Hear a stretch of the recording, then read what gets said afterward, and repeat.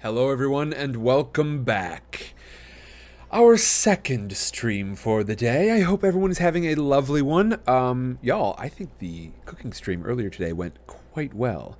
I did end up using my voice a lot more than I thought I would. So, I tried to plan every day of this week to have some sort of thematic involvement, and B, in order to, I had 8 streams that I was projecting would really, really involve my voice a lot, and I tried to match those with ones that wouldn't use my voice too much. But tonight is actually the one that's going to be more taxing for my voice, I think, and earlier today I didn't plan for that one to be particularly taxing, and yet here we are. So you might notice me getting a little bit, maybe slightly more ASMR than we typically would.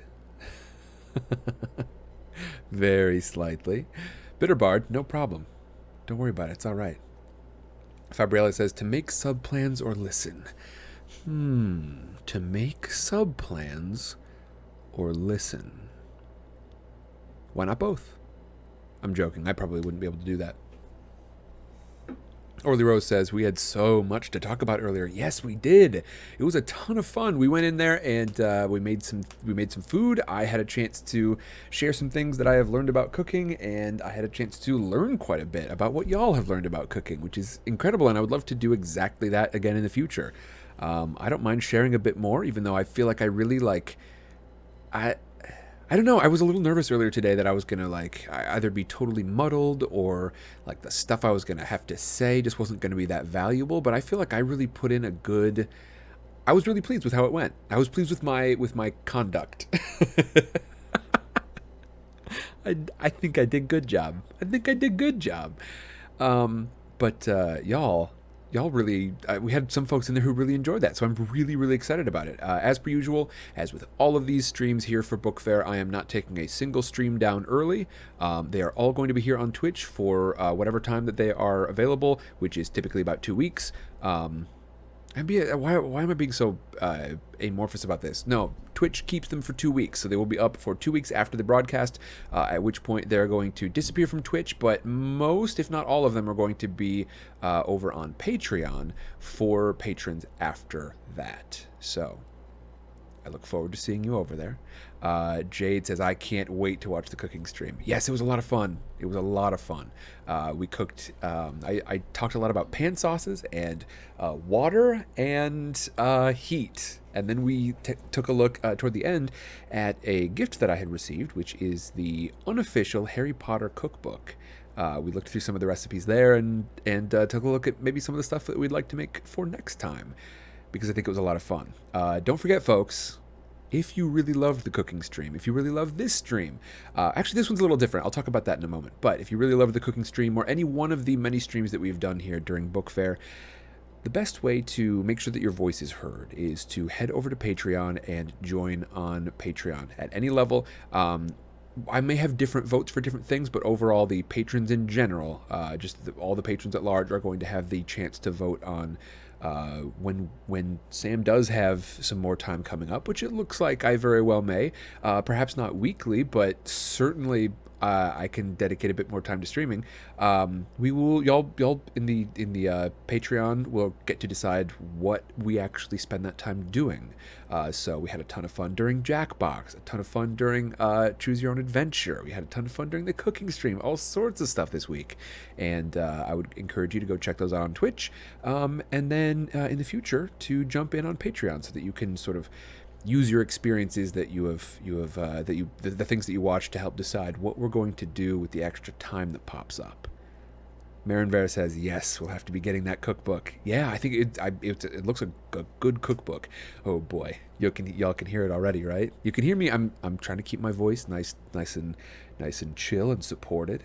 But you can also hear I'm getting that mumble. Got that mumble up in me. Orly Rose says, I've got a Shire one in my wish list. That is a good old idea right there. A Shire cookbook? Delicious. Orly Rose says, so, no Mad Eye tonight. Au contraire, Orly Rose. I would say I'm preserving my voice now such that if I am called upon to do some Mad Eye Moody, then I will have it available to me. Now, what would I need that for? Well, tonight is SoundBites. SoundBites is the part of the reason why I said earlier that this particular stream is a little different as opposed to some of the other ones that we've done. This one is already going to become a regular thing. This is not going to be its own dedicated stream, at least not for the time being. I am going to sort of see how demand plays out. We had an open call for anyone, patron, non-patron, what have you, to chuck some scripts at me. I wanted to see what y'all wanted to hear me read. There are people on Fiverr who do this, people who have become YouTubers. Like I said, Big Man John is one of them. But you can find them up there saying just about any ridiculous thing, sometimes dressed in a lab coat. I personally would love to start doing these in front of my green screen so that if y'all want to green screen it out, that would be fine. But basically, I'm a voice actor, and I have done a lot of my own decision making. But part of being a voice actor, part of the practice that I want to get here is reacting to what other people want me to read. And as such, I sent out an open call for scripts. I want to say the deadline was on the 23rd, and that is for just about all and sundry who wanted to just jump in and throw something at me. So I'm going to read those tonight, but I am test driving this as a regular feature for patrons. I know I've got a voice that y'all at least can tolerate hearing, and so as such, I want to use it for the things that y'all want me to use it for. I think I'm probably going to tag these on as extras before other streams, so I might start a Percy Jackson stream a little bit early, that kind of thing, in order to add these on. But SoundBites are going to be an option for patrons. Basically, just take whatever level you are subscribed at on Patreon, in US dollars, and add 2 zeros after that. So if you're at the $3 level, 300 is your word count, and every month you can send me a script with that word. That's your word count limit. Every month you can send me a script with up to that many words, and I will read it for you with whatever sort of direction you want to send me, whatever characters you want, whatever direction you want to hear it go. And I think that's going to be fun. I'm hoping it's going to be a fun option. And like I said, it's a test run pending demand. If I've got a ton of demand for it, it might be a bit more difficult to keep up with regularly, but I see it sort of settling out to a comfortable position. So for patrons, y'all are going to get to do this much more often. Everybody, I hope you enjoy tonight. Orly Rose says, Mad Eye to Hermione, back to Mad Eye. Now, that one is a challenge, and that was a challenge on any old night. I will say, yeah, based on how my voice feels, let's try it. Let's see how Hermione does. Oh, Ron, you can't possibly be serious right now. That's okay. That's all right. A lot of times what happens with Hermione is she just tends to miss notes. They don't get vocalized. They sort of get whispered. So certain syllables will get lost in there. But no, I think that was okay. That's all right. No, see, there it goes. You can hear it. You can hear it disappearing. Okay, now, Orly Rose, Big Mama, hello. Big Mama, I got some stuff from you today. JCA, specifically Kibo, hello. How you doing? Orly Rose says, oops, need to work out Polar Express stream at some point. Oh, indeed. Indeed. Moose, how do you do? Folks, we're going to be reading some things from y'all today, and let's see, I have got a few collected here, and this whole document, let me check here, is 9,446 words. Now I can probably handle that in a night, but there are a lot more breaks in here than usual, so I might need to kind of step on the gas here at some point. We shall see. But first of all, I think I want to start with just sort of reading my lineup here, so that I can check to see who's in at a particular time. I intend to read all of these tonight, because I received all of these within the deadline, and I want to try to do my best to tackle all of them. But I want to see who's in right now, because if you've got any extra direction you want to give me, I would love to hear it. So I'm seeing Han McKinley. I'm seeing Courier 6. I'm seeing Synthetic. I am seeing Quill. Got Amy. We have got Stationary Fork. Excellent. Excellent. We have got Tenacia, Big Mama, and I think we've got a second one from Big Mama, because one of them was like up a little longer, and then the other one was definitely down plenty below the word count limit. Let's see, who else? Calypso, and I believe that is the last one. So, and Calypso actually sent this for a different reason, and so I may not read that final one on stream here because I don't actually have approval specifically for this. I intended to send an email, but it completely slipped my mind. But fortunately, there will be more opportunities for patrons to do this again in the future. Sparkle Lovegood says, actually, I want Harry Potter, but I'll have to wait on that. Orly Rose says, also, we went to an amusement park, and Kiddo went insane, yelling, look, it's Sid! And he got a story squid. I couldn't believe he remembered. Hey! That's pretty great. Sid the Story Squid. Yeah, Sid the Story Squid is a nice little tool that we use to talk about Vintage Sidecar. Hey, it's pretty cool that you're listening to the Vintage Sidecar ones with a kid. Because those are kind of our more in-depth look at some of the literature that we read. A little bit of a deeper dive. I still consider it definitely from like a fan perspective rather than Sam is teaching a class and perspective, but it's still pretty cool you're getting your kiddo into the deeper ones. That's very cool indeed. Sparkle Lovegood, welcome back. Let me see. Sparkle Lovegood says, I want Tales of Beetle the Bard. Ah, yes indeed. Okay. Now, everyone, I would like to know, first of all, which of y'all are here? Hello, Tanisha. I see you. We've got up at the very top of the list, we've got Han McKinley, who I don't know if Han's going to be in tonight, so I may go ahead and leave that one off until later. But, I definitely know the next one on the list, Courier 6, is up in the mix.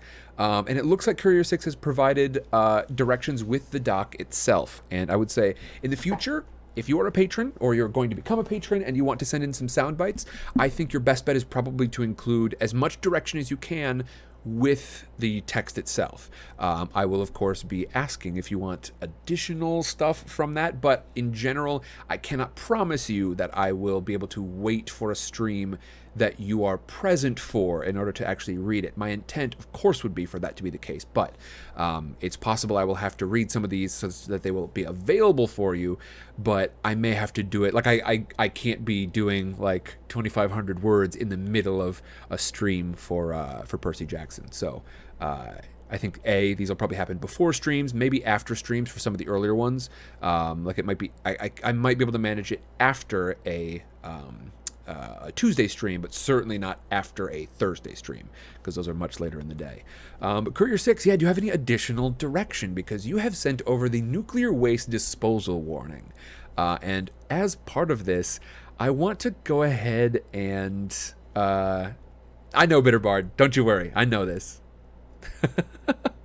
Despite all evidence to the contrary, and I did not expect to be first, says Bitterbard. Well, Bitterbard, yours was one of the very first ideas. When I first began to talk about this, you said, hey, I've got this idea for this one thing I would love for you to read. But yeah, this nuclear waste disposal warning is, it is dire. It's really brutalist language, and it's dark, but it's really, really interesting, and I think it was a fantastic suggestion. As I've mentioned before, you can send me anything from a dramatic script that you are writing for an animation, perhaps, or maybe even just writing that you think you want to hear a voice added to for whatever reason, all the way down to a Tumblr meme that made you laugh, which actually we did have somebody send one in. I believe Han sent one in, and Quill maybe it did as well. And if you are wondering where to send your submissions for that, I would say let me know over on... You know what I'm going to do? I'm going to create a channel right now for this, and I think this may be temporary. This is going to be underneath the Patron Private Library category, but I'm going to create a private channel, or a channel called SoundBites.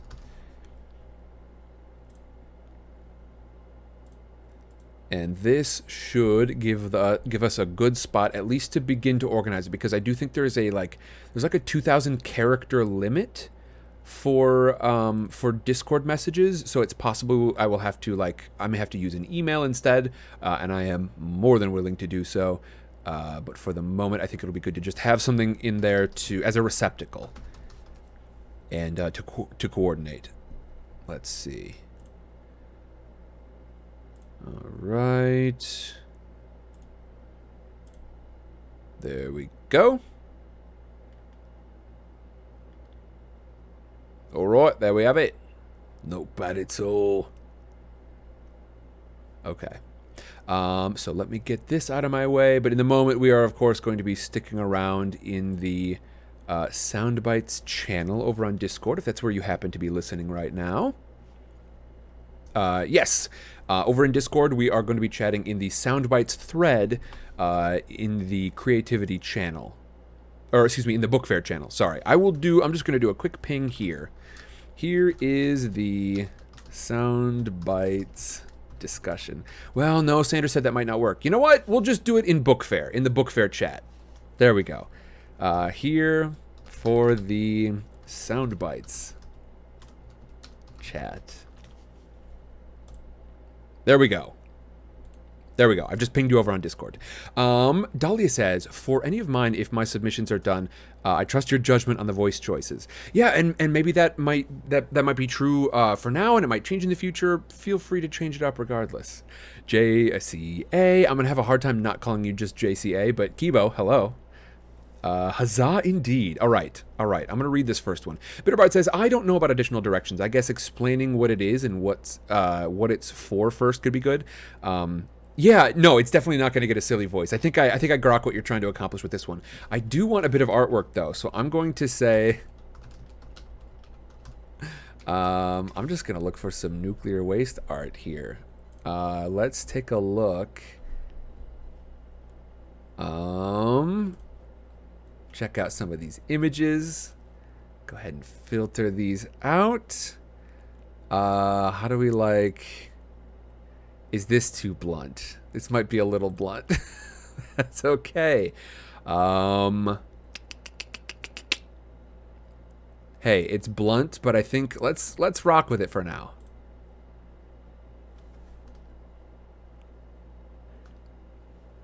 All right. Here we go. Now, this first soundbite comes to us from Courier6. Who says, relevant notes, for purposes of explaining what it is, this message was worked out originally merely as a set of guidelines of what any message left at a permanent nuclear waste storage site should get across. But the phrasing was so eerie and jarring, people have become quite attached to these general guidelines as originally written. I have no specific voices in mind, and I trust your judgment. I only beg no umbrage. She doesn't have the spoopitude. Indeed. And I think I'm gonna get it. I want to get at least one reading of this with just like a very sort of like Twilight Zone, sort of like fairly basic voice, or like fairly straightforward voice. Just can use a really basic voice. And let me see. No, it'll be fine. Maybe I could just zoom in the future. I'll move my camera so that if I do decide to zoom in a little bit on this screen, then I won't get any guff from myself during the edit phase later on. Okay. So this is the nuclear waste disposal message. As Courier6 has written, it is just sort of generally, it was a like a rough script for how to tell people, like how to put permanent messages on places, because we have to put nuclear waste somewhere, and when we do, we don't want it to be uncovered. We bury it deep underground generally, and something like Mickey Mouse would be hilarious, says Orly Rose. But the places where we hide these need to be like marked in some way, so that in 200 years after the company who buried it is forgotten, at least the location doesn't become like the site of a public swimming pool or something, because that would be no good whatsoever. So with that said, I think I'm gonna give it a shot. So Courier6, thank you very much for throwing in this soundbite.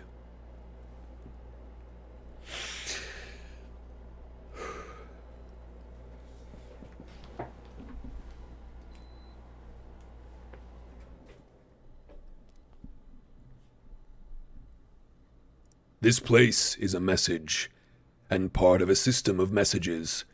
Pay attention to it. Sending this message was important to us. We considered ourselves to be a powerful culture. This place is not a place of honor. No highly esteemed deed is commemorated here. Nothing valued is here. What is here was dangerous and repulsive to us. This message is a warning about danger. The danger is in a particular location. It increases towards a center. The center of danger is here, of a peculiar size and shape, and below us. The danger is still present in your time as it was in ours. The danger is to the body, and it can kill. The form of the danger is an emanation of energy. The danger is unleashed only if you substantially disturb this place physically. This place is best shunned and left uninhabited.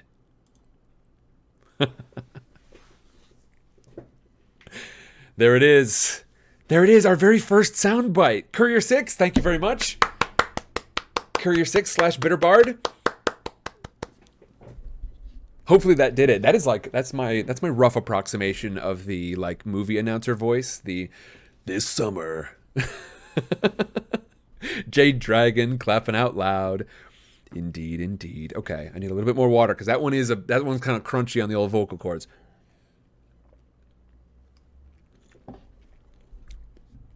I wonder, do we need a second reading of that? I will say, in general, it's possible I will not have the time to do second readings of these in the future. But Sparkle of Good says, wait, was that for real? A distributed warning? Yes, indeed.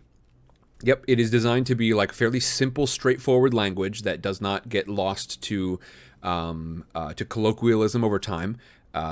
It's supposed to be like I said, brutalist language. It's kind of funny because we find like brutalist architecture exists all over the place, and different sort of brutalist art forms. But I would call this brutalist language. It's just funny to hear it in this, I don't know, in this format. It is so brutal and straightforward. And with that, Courier 6, what do you think? Did that do it for you? I'm going to highlight this out to mark that I have done the thing. And I tell you what, we'll leave it there for now, and then we'll circle back to some of these if I do have a chance to reread some. Folks, once again, welcome. Welcome. This is the first of the SoundBites streams. Go ahead and hit the command BF or Book Fair if you wish, and you can discover more about what we're doing here today. This is one of our many strange streams, but typically this time slot would be dedicated to Percy Jackson or whatever other flying sidecar read we happen to be doing at the time. Right now, working our way through Percy Jackson, and I'm suspicious I know what will be coming next, but I can't be sure. Yep, Bitterbard says, I love it. Every, let's see, WIPP message makes me happy. I might as well consider myself part of the Atomic Priesthood at this point. Indeed. Yes. Okay. I figured I knew sort of where... No, Courier 6, of course. Yes, I knew this. I knew where you were at with this. I knew where you were coming from. Okay, fantastic. So we'll circle around, and if we've got time for another read through of some of these, we might take another stab at it. Now, we have got... let's see, who else is in here? I know Tenacious is in. Synthetic, I don't think I've seen Synthetic in today. Let me see. Quill, Amy... Who wants to jump? Who wants theirs up next? Stationary Fork? Fork is in here. Indeed, indeed. And Dahlia. Dahlia said, for any of mine, if my submissions are done, I trust your judgment on the voice changes. I am trying to remember which, where you made submissions, Dahlia, because I trolled through all my emails, all of my email addresses, in fact, and the channel there, but I don't remember where you threw yours in. Dahlia, you might have to let me know. Was that in a Discord message? Via Discord DM? Okay, I might have to scroll back through that then. But the because frankly, there's lots of chats in there. Let me see. Bitbard says that's very interesting. You have my attention. Because Orly Rose says, I actually have seen one in Colorado on land adjacent to a Space Force / Air Force base.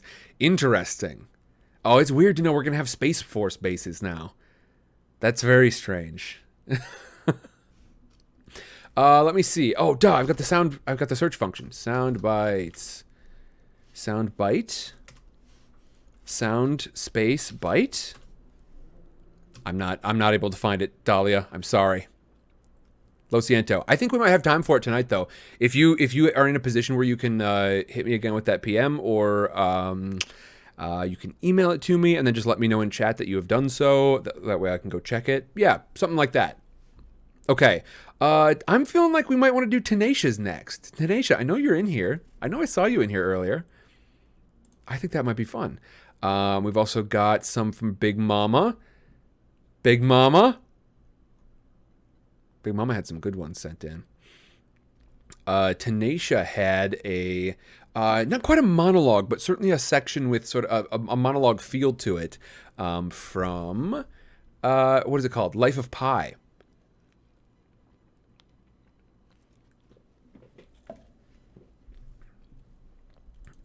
Let's see. And I think without additional direction, I may go ahead and use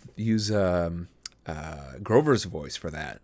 Orly Rose says, Buckley AFB / Cheyenne Mountain have them posted. My ex was quarantined on Buckley for months. Interesting. Interesting. Yeah, that's weird to be... That would be weird to be that close to it. Okay. All right. Anybody who's had their name in here, I can go ahead and read off the list again, but anybody whose name I've read off and you are here, I want to see you represent, unless it's kind of uncomfortable, because I know it can be very, very high pressure, in which case I will just start to read these in order. But we have got Calypso, we've got Big Mama, let's see, I think next up is Tenacia, and Stationary Fork, I believe, is next. Indeed, I've gotten them right so far. Let's see. Who's the next one? What was the next one again? Amy, Quill, Synthetic. We got Courier 6, and then Han McKinley. So, anybody who wants to go ahead and jump in. But let's see. Oh, I see. I didn't realize this was for the Ding Dang Ol' SoundBites. Monkey said, I didn't submit anything. I couldn't think of anything to send. That is perfectly all right. I really want to do the Raven Dahlia. I do, but I want to make that like its own stream. I think I may take like a week from Vintage to jump back in there and do the Raven.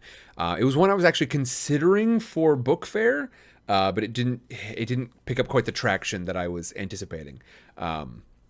Let's see. The Nightingale and the Rose by Oscar Wilde from Jade. Couldn't get a word count, but it should be in the same range as well.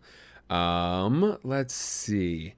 Dreaming is a Private Thing actually turned out to be a fairly long one. I think I looked that one up. I was trying to hunt that one down for, what was that for?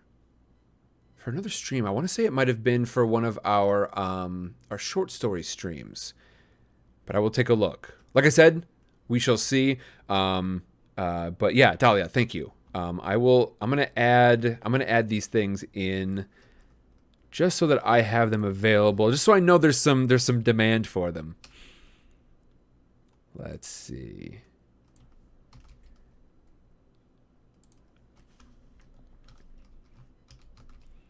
Okay, let me just get this popped over into the Book Fair channel so I can find them later. Actually, I'm going to pop them directly into the SoundBites channel. Okay, there we go. Yeah, we shall see. We shall see. Okay, now next up, I think let's jump in with Han McKinley. Han, thank you very much. I don't necessarily know if you'll be in tonight, but if you catch this later on, here you go. This one was very short. This one was straight up. This was directly from Tumblr. I'm going to just go ahead and pop this in here. What do we think? Which one do we like the best here? I think I like, and I want something in landscape orientation. I'll go with this for right now.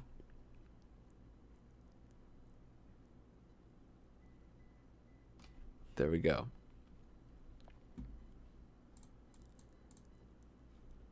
This one is from Han McKinley. No direction as of yet, but that's all right. And I guess I should give some context to each one of these, which is going to take longer, but I think that'll be okay. This is a Tumblr meme, and as far as I can tell, it's essentially just like just a happy little moment in someone's life. All right, here we go. She guessed my color first try. But between me and you, I didn't even have a favorite color until she yelled out yellow. She was hella excited and smiling like a little kid, so I told her she was right, and I haven't seen yellow the same since. It's in everything.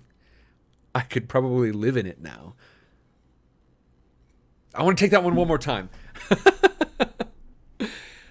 She guessed my favorite color on the first try. But between me and you, I didn't even have a favorite color until she yelled out yellow. She was hella excited and smiling like a little kid, so I told her she was right, and I haven't seen yellow the same since. It's in everything. I could probably live in it now. Hey, there we go. All right, another one. And I think some of these are probably going to be really short, but yeah, it's going to be fun. Bitterbard says, I've been to Aurora a number of times, but never Buckley. Tonight is word salad, says Orly Rose. Indeed. I think Orly Rose is talking about chat. All right. Excellent. Han McKinley, thank you very much. This was, I think, the shortest one that we got. Let me see. I think up next we will do Synthetic. So Synthetic, thank you very much. I'm going to bounce back to the book fair chat just to make sure. Never mind. Big Mama says, if you want to shout at me, I'm ready. Okay, Big Mama, it's time to go. It's time to go, Big Mama. I am going to start with... I'll probably do one of yours, Big Mama, and then I'll jump back and do the other one later on. I think I'm going to start with wishes. Do you have... I know you had one specific voice. Anything else in mind? Anything else in mind, Big Mama? I know, and I know you've got your special sort of mini request as well for your alarm. And I will be doing that as well, so never you fear. You do you? Okay, sounds good. Let me see. Now, this one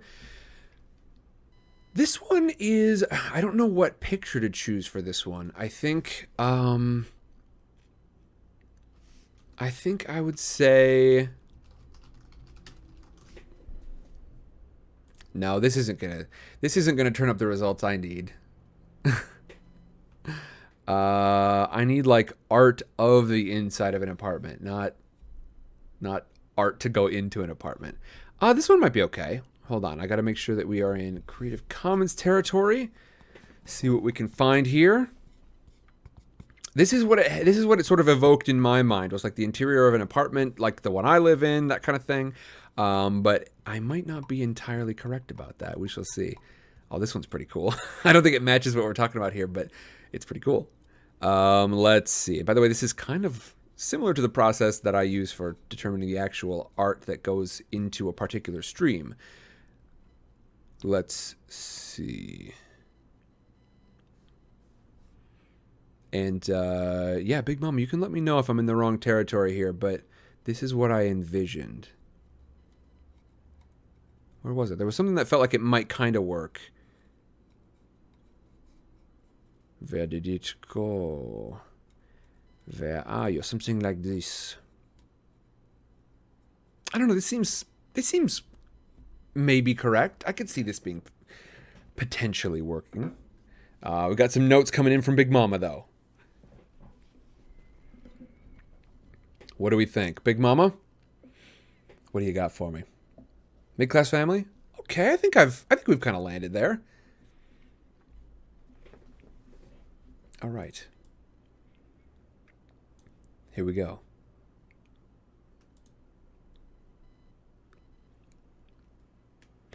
First of all, a request for Big Mama. Big Mama, you ready? You ready? Here comes the holler. Because you requested this one as well. Yo! Big Mama! It's time for Sidecar! Come on, sit down.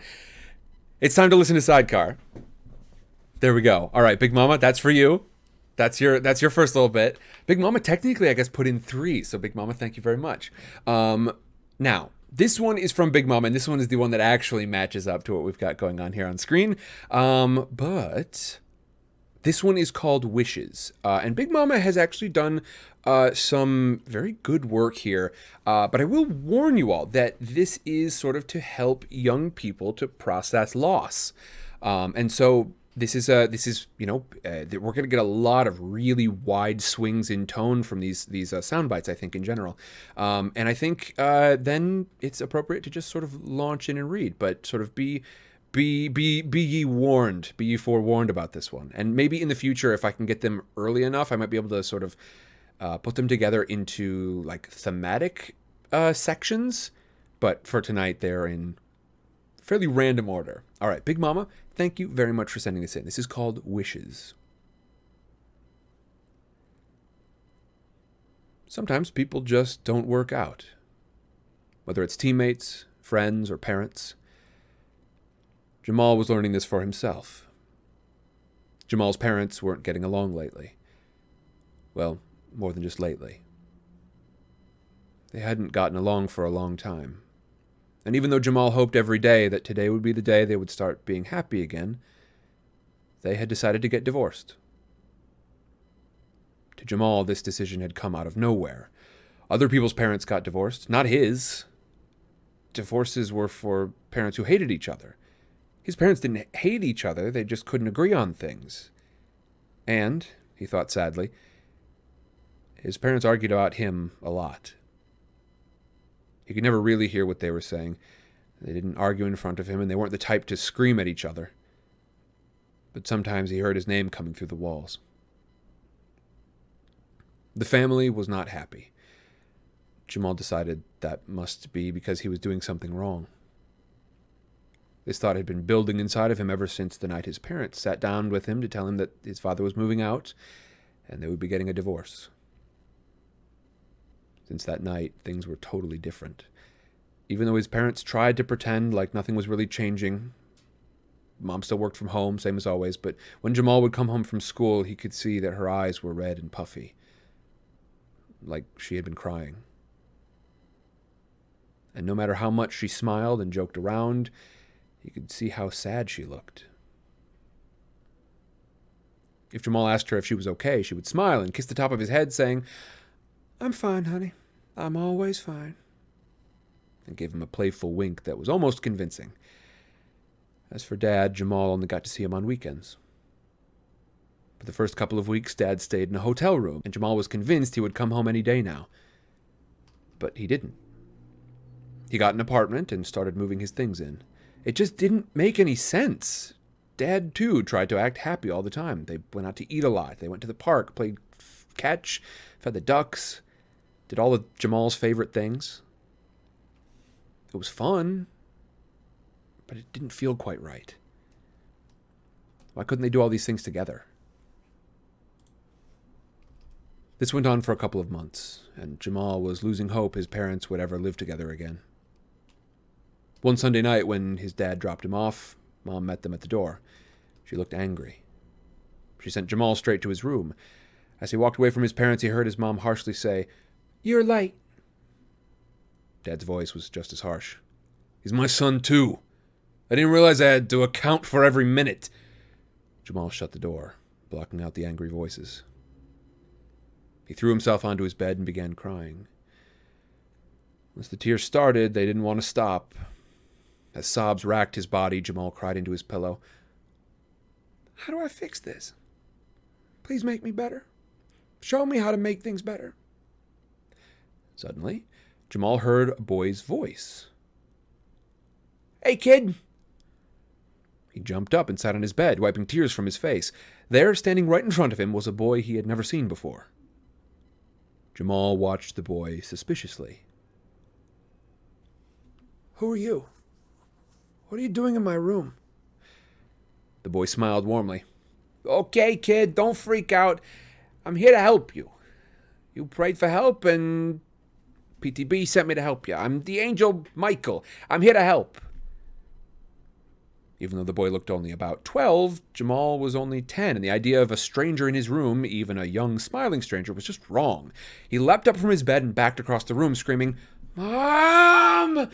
Michael sighed, shrugged, and said, "Okay, we'll do it this way."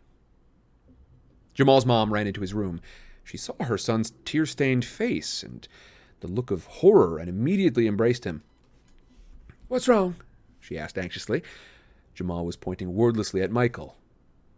His mom looked where he was pointing and then asked again, "Baby, what is it?" Michael pointed at himself, saying, "Angel, she can't see or hear me. Only you can. If you want my help, I'm going to stay here with you. If you say go away, you'll never see me again. It's time to choose, kid." Jamal looked from his mother to Michael and back again. "Sorry, Mom. I guess I fell asleep and had a bad dream. I thought someone was in my room." Mom hugged him tight. "Are you all right now?" she asked. Jamal smiled weakly. "Yeah, Mom, I'm fine." Mom smiled and kissed his cheek. "Okay, baby. It's late anyway. Why don't you get ready and go to bed?" Jamal looked at Michael again. He was nodding agreement, so Jamal mumbled, "Okay."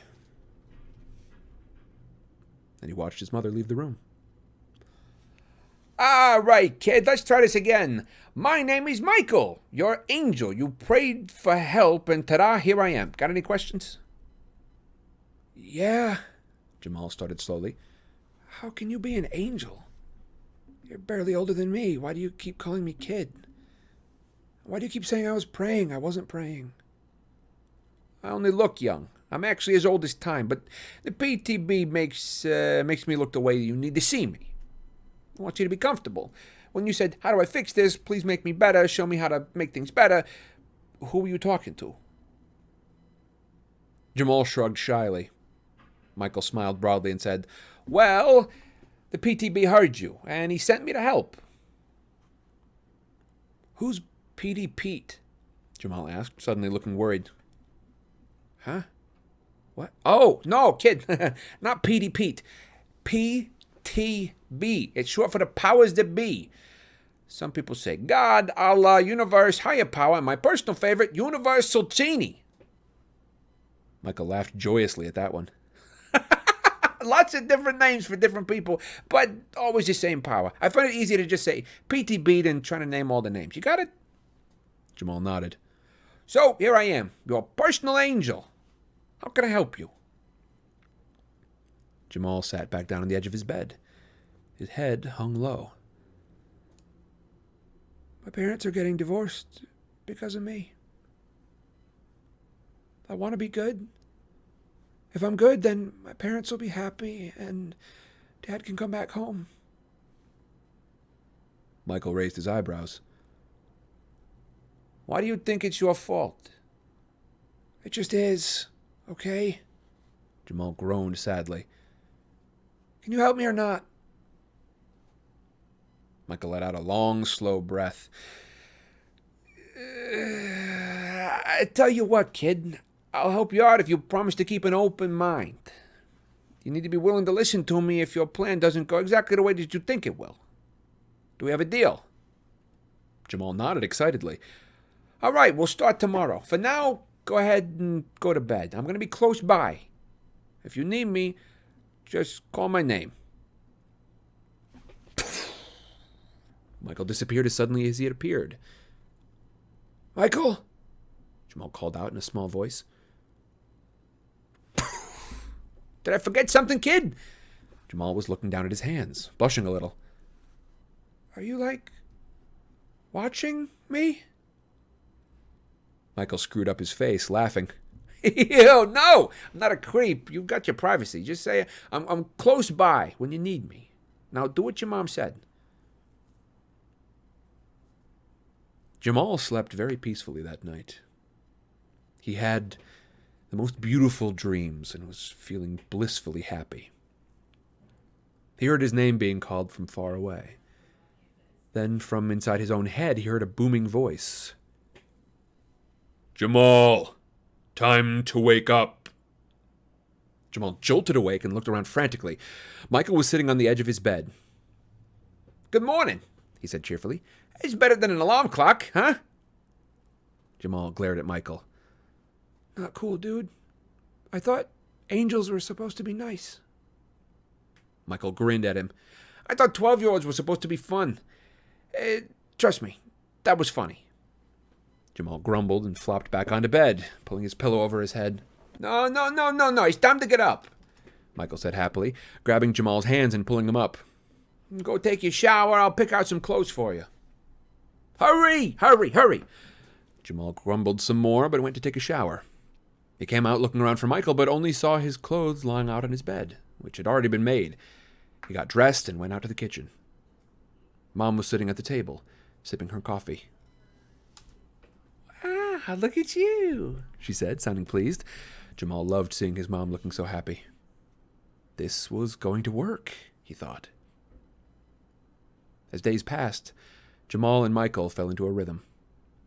Waking up a few minutes before his alarm rang so Mom wouldn't have to come pry him out of bed, getting ready without complaint, cleaning his room without being prompted, Michael helping Jamal with his homework, volunteering to help Mom with little things around the house. In short, Jamal was learning to do everything he thought his mom could ever want. And he was just as well behaved for Dad. Days turned into weeks, and Jamal called on Michael less and less. He was feeling confident that everything was going to work out. He began dropping hints to his parents, reminding them of all the fun, happy times they had together. But both Mom and Dad would stiffen up, fake a smile, say something like, "Yeah, that was nice," and change the subject. And when his parents were around each other, they would fake the same smiles and be polite, but Jamal still felt like an argument was about to happen. This went on for weeks, and nothing changed between his parents. One night, after telling his mom goodnight, Jamal sagged onto bed and sadly called on Michael. "Hey, kid, what's going on?" Michael asked. Jamal's eyes filled with tears. "This isn't working. Nothing's getting better." "Nothing?" Michael asked kindly. Tears were now flowing down Jamal's cheeks. "Mom and Dad still don't want to be around each other. They're still getting divorced. I wish I'd never been born," Jamal sobbed. "No, Jamal, this is life. Not a movie. That's a wish I can't grant. PTB doesn't mess around with that.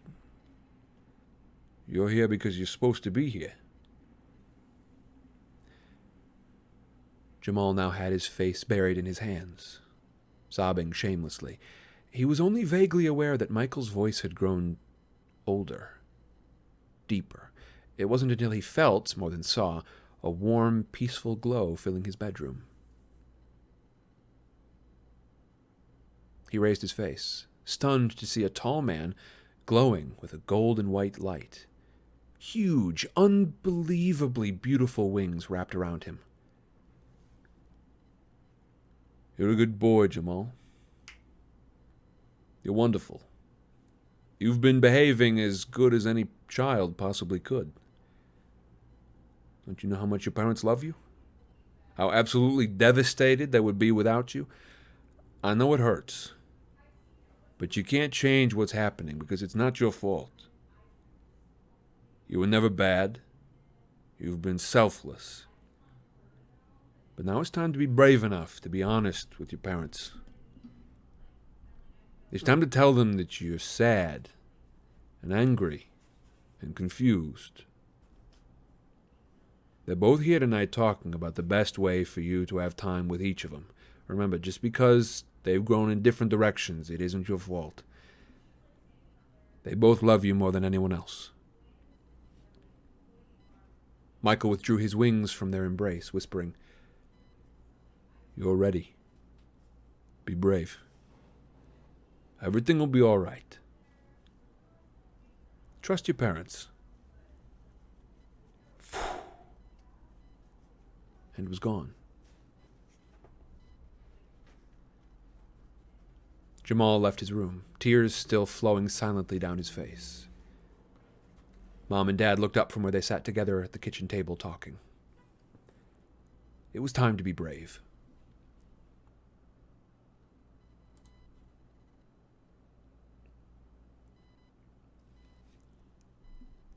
And that is the end of Wishes. Big Mama, thank you very, very much for sending that one in. Now, if I'm not very much mistaken, you wrote that yourself, did you not? Which I don't mind either way. Things that y'all write yourselves, things that you did not write, I don't mind one way or another. But I believe that one is one that you wrote yourself. Yes, Big Mama? If I remember correctly. I hope I did it some justice. You did indeed. Okay, fantastic. I wanted to be sure. But yes, yeah, Big Mama says you gave it so much life. I hope that I did. That is my aim with these. As a matter of fact, I want to get better and better at that. When you hear these, when y'all send stuff in and you hear it, I want you to hear these, and I want it to feel like I brought some life into it. Hopefully it's the exact kind of life that y'all anticipated or you planned for or you hoped for. But I hope to bring something to it. Yes, some good feedback over in Twitch, Big Mama. Jay Dragon says, this reminds me of a song, James T.W., When You Love Someone. Indeed. Indeed. It was very, very good. Orly Rose says, that was excellent. Kerfo says, wow, really nice. Bitterbard says, that was lovely. Orly Rose says, well, this kind of took my breath away. Like my life. Oh, my goodness. Oh, my good word. Yes. Hey, you did great. Thank you, Big Mama. Thank you for sending that in. Right now, I know we've got the SoundBites thread popped off of Book Fair. I may indeed head over there as well. Oh, it was just a link that I gotcha. Courier 6. Yes, perfect. Perfect. Okay, fantastic. Now, let me see. Which one shall we read next? I know we've got another pretty long one from Stationary Fork. I think I want to try and hit a small one, though, next. I think that way we can sort of like bounce back and forth between some things. And also, I've got one from Gems. I have a poem from Gems that I have not forgotten. I just did not, because it was a screen cap. It was tough for me to remember and to put it on this actual document. But I have it. I have it indeed. Shall we do that one next? Big Mama says, thank you all so much. I was a bit nervous. Yeah, y'all don't be nervous. I can promise you one thing. I am going to be very positive about all these things, okay? I'm not going to judge anything. If y'all ask for feedback in different places, I'm willing to give feedback and creativity, as a matter of fact. If y'all wanted to sort of like workshop these before you send it in for a SoundBites, the creativity channel is a great place for that, but especially if it's something that you've written, consider jumping in on the Inkjets. We've got a section called the Inkjets Writing Group, and you can start a thread in there for any written work, and that's if you want to get some feedback on it. So I'm not even necessarily saying that you have to do that, but if that's something that interests y'all, if you don't want SoundBites to be the first time anyone around here sees it, then a thread on the Inkjets Writing Group channel under Your Creations in Discord, perfect place to do that. And that's another one that's ongoing, that's available to anyone, that is not limited to patrons. So whatever you'd like to do with it. So Gems, I think let's jump in. Unless I want to say I saw Gems in here earlier, but Gems might not be here tonight. Yeah, I guess I made a mistake. I thought Gems was around, but I guess not. In which case we might do that one a little bit later on. Let me see. What other short ones do I have? I want another short one. The one from Calypso, like I said, I'm a little hesitant about because I didn't get explicit permission for this. Oh, you know what? I got a real short one, don't I? I do. It's from Quill. Quill? Are you up in here, Quill? This one is just, frankly, it's just a funny meme. Let me see. Let's see.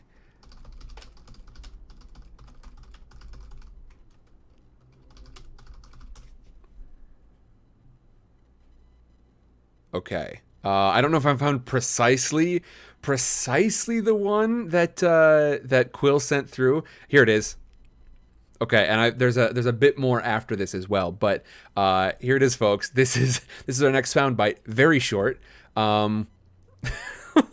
This one's from Quill. Quill, thank you very much. And I think I'm going to give these two voices. I'm going to give this a very posh British professor sort of voice. It's probably going to remind y'all of someone like, what's that fool's name? Chiron from Percy Jackson. And then just a holler after that. Okay, here we go. English is a difficult language. It can be understood through tough, thorough thought, though. You need to stop.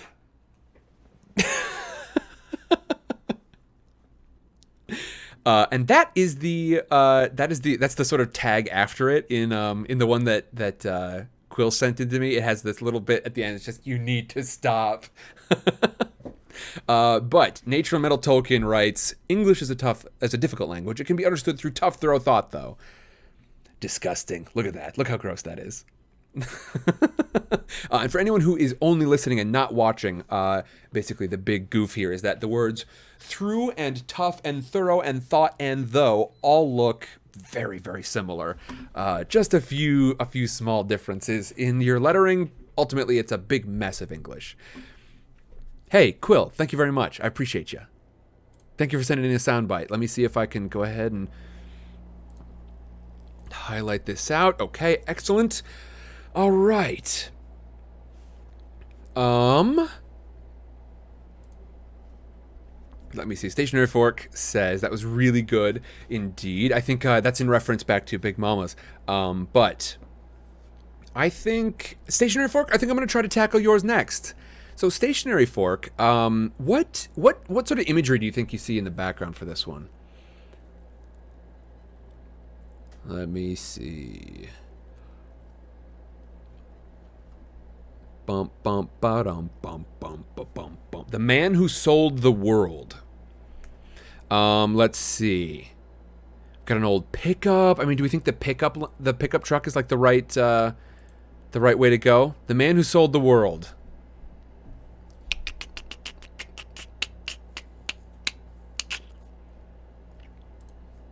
Old pickup? All right, let's find it. Old pickup. Let's see.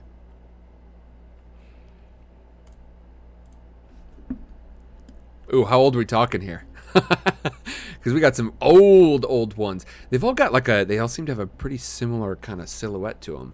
Oh, this seems like it might be the right territory. This guy right here. What's our setting, though? If I remember correctly, we're in a slightly more urban environment than this, which appears to be like out in the woods somewhere. What do we think? Are we in the right territory here? Hey, don't be nervous. Don't be nervous, Stationary Fork. It's going to be good stuff. Don't you worry. Don't you worry about a thing. That's good? Okay, cool. All right, I'm going to move. Nope, I was in the right spot in the first place. All right, there we go. Yeah, Sparkle Lovegood says it looks like Mater. Hey, a little bit does indeed. Now, I think in general, like this is the reason why we're doing tests like this. I think it's probably sensible that in the future we would have trigger warnings attached to some of these. I think I'm gonna like put one in here, so just sort of for like general description. I'm going to pop in with a trigger warning here for some sensitive content. But that will go in sort of like descriptions of things later on. I'll have a little section to sort of describe like what's happening. Okay, should we talk about some voices? Because I believe we have got 2 sort of 3 characters in here. Do you have like accents? Do you know like what part of the country these folks are from? I know we've got one with a gruff and graveled voice, but no, that wasn't fair. It's a full-on 3 characters. So I've got a gruff and graveled voice. Let me see. Yeah, any ideas, Stationary Fork? And I think in the future, I will say it's possible. So like I said, in the future, when we do future sound bites, it's possible I will just wing it. I will probably have a deadline throughout the month for these sound bites, such that I've got some time to actually prep them and attach voices to them. And so it's possible, I would say, for right now, I'm going to set a rule. I may relax it in the future, but for right now, the rule in the future is probably like, if you've got specific directions for voices, attach those when you send them in by the deadline. And then in the future, I can go ahead and relax that if it seems like it needs relaxing. Stationary Fork says, yeah, young boy and a woman who's out in New Mexico. All right, that's southern-ish. It's southern-ish. And how young are we talking here? If I remember correctly, it's like around about 8? Am I in the right territory there? This lad?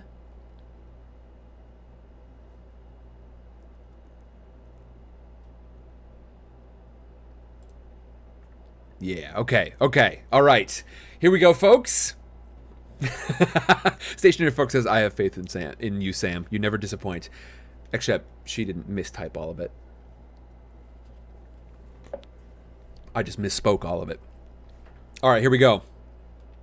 Let's jump on another one. This one is from Stationary Fork, The Man Who Sold the World.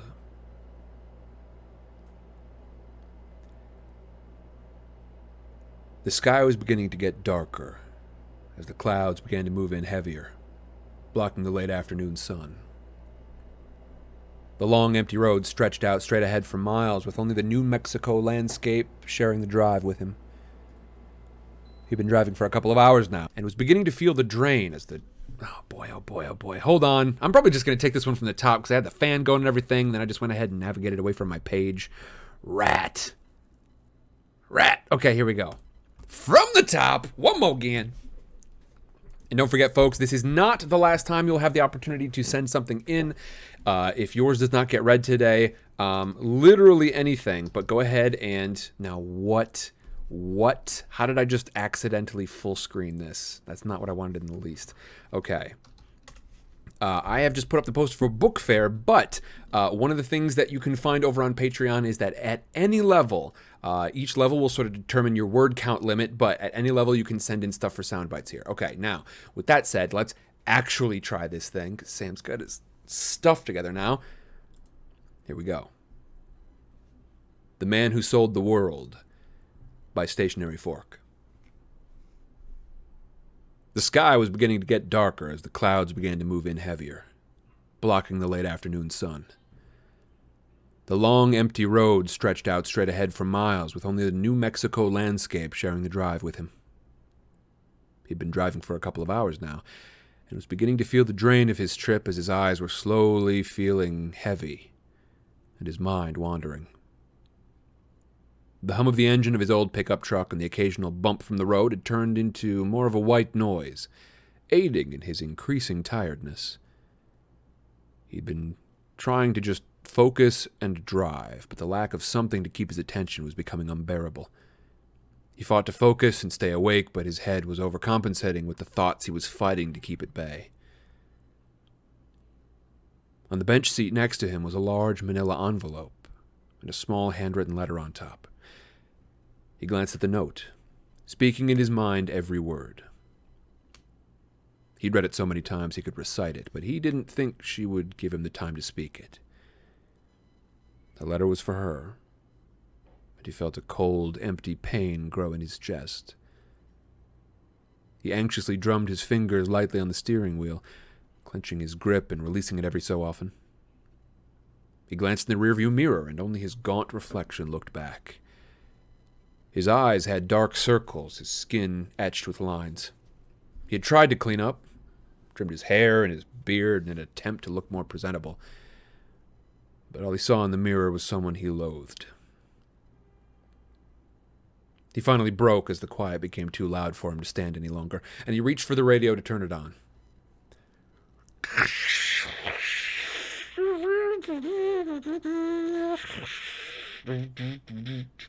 A static-filled, broken song came pouring into the truck, and he quickly turned down the volume and moved the dial to find a station.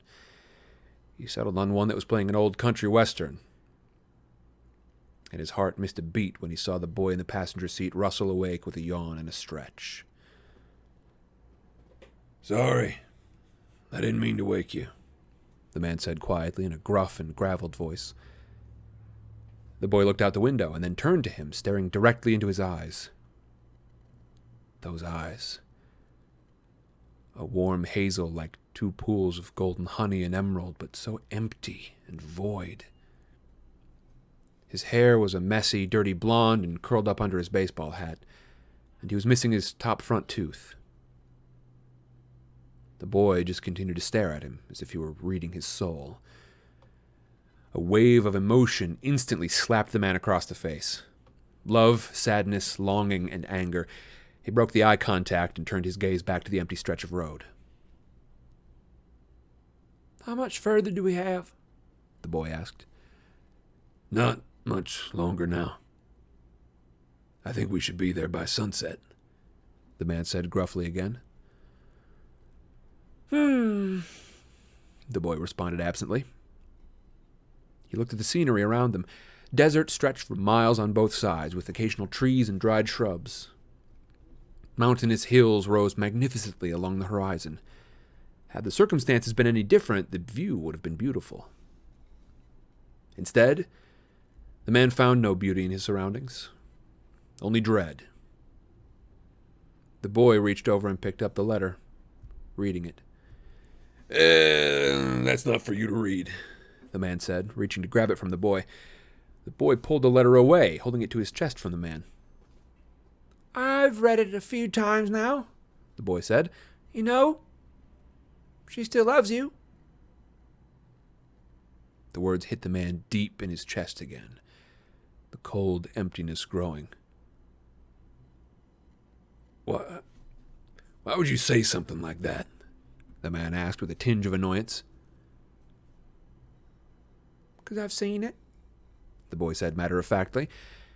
The man stared back at the boy. He was staring back at him blankly. "She has a picture of you and her. She keeps it in a box, in the closet with some old shirts and things. Sometimes after she has a few drinks, she'll take out the box and look at everything. She'll look at the picture. She starts to cry and holds it against her chest." The man felt a crack in his heart, the cold spreading in his chest. "Well, despite what you think you've seen, she doesn't love me anymore. She can't," the man said shortly. He didn't want to think about what the boy had said. He stared at the road and his mind began to wander. It had been 10 years now. Long, hard years locked up in that cell. He had kept to himself, didn't talk to anyone. He would go to meals and just kept his head down. Outside, when all the other inmates were working out or playing basketball, he would just run laps, always running, as if trying to run from his past, from the demons. He had tried to call, but after the second attempt, she had blocked her number from his call list. He tried to write to her, but she never responded. He didn't blame her. He didn't blame her now. He just wanted one chance, just one, to tell her how truly sorry he was. He didn't expect her to forgive him. Hell, he didn't forgive himself. That was the true sentence. Living with what he had done for the rest of his miserable life. But he wanted her to know he was sorry for all the pain he had caused her so that maybe she could find some peace. The sky was getting darker now, and heat lightning was flashing off in the distance. A beautiful ripple of blue and pink in the dark clouds. He turned his headlights on, illuminating the dark, empty road. He saw a symbolism in that, reflecting his own state, the storm brewing around him, driving alone down a dark, empty path, the dull headlights his only flicker of hope left in the world. "You hate yourself?" the boy said, bringing the man back to the present. "Of course I do," the man said. "But you still love her?" the boy continued. The man didn't want to answer him. "Do you love me?" the boy asked. The man looked at the boy again. The crack in his heart broke deeper, the coldness swelling. course I love you. I'll always love you, but you're not... He was broken off by the sudden clap of thunder, and his mind was transported again. The sound of squealing tires, breaking glass, crunching metal. The screams. Her screams. "Watch out!" the boy yelled, and the man was brought back again. An armadillo was in the road in front of him. The man swerved sharply, running off the road into the dirt, sliding the truck sideways. He turned the steering wheel sharply again to recorrect and then stopped the truck on the side of the road. His heart was pounding, his knuckles white from how tightly he had gripped the steering wheel. The envelope had flown off the seat onto the floor. "You all right?" he asked the boy, half panicked. "I'm fine," the boy said blankly. The man's heart was pounding out of his chest. He put his hands up to his face, ran them down the back of his head. He could still hear the screams, the sound of glass breaking, metal crunching. He sat for a second, the radio still playing, letting the music calm him back down again. He put the truck back in drive and, seeing no one on the road, began his trip again. "Look, no more questions. Okay? We're almost there. Then I'm going to take care of some things and you're going to stay here. Okay?" the man said gruffly. The boy stared at him and then seemed to contemplate what the man had just said. He looked back at the man and said, "I think you know that isn't going to happen." The truck arrived outside the house an hour later. The street lights were illuminating an orange glow over the neighborhood. The man pulled up in front of the house and checked the address with what he had written on the front of a manila envelope. The house was small and worn down. The grass was brown and there was a broken-down car in the driveway with flat tires. He recognized the old car. Didn't know why she would have kept on to it all the time. He was feeling nervous now, and his hands were sweating. He looked at himself again in the rearview mirror and took a deep breath. He opened the truck door and got out, holding the envelope in one hand and the letter clutched tightly in his other. He walked up to the front door, the boy walking behind him. He rang the doorbell, but realizing that, like the rest of the house, it wasn't in working order, he took another deep breath, then knocked hard on the door. He waited for a minute and listened to hear if anyone was coming.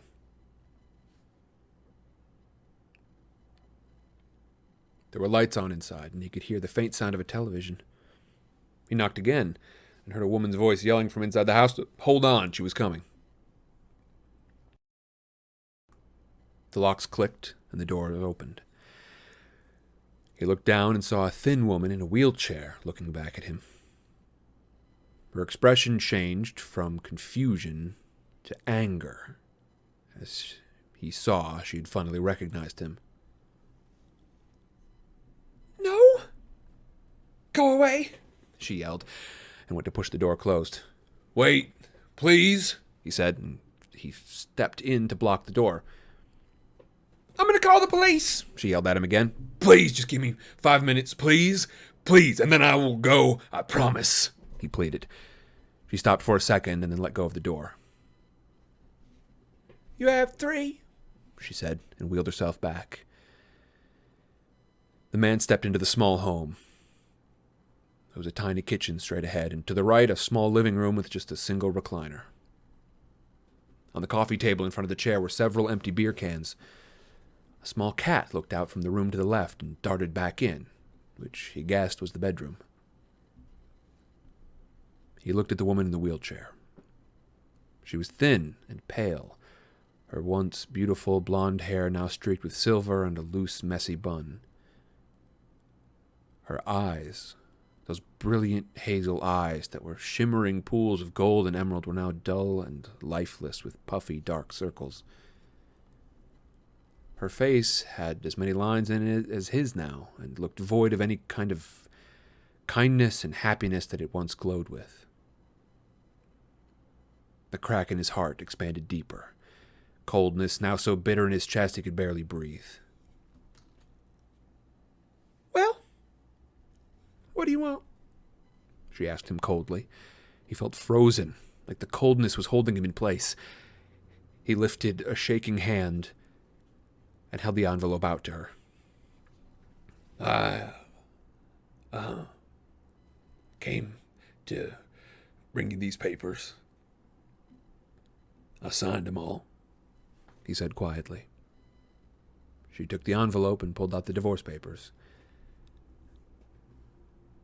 I sent you this a long time ago. You could have just sent it to my lawyer.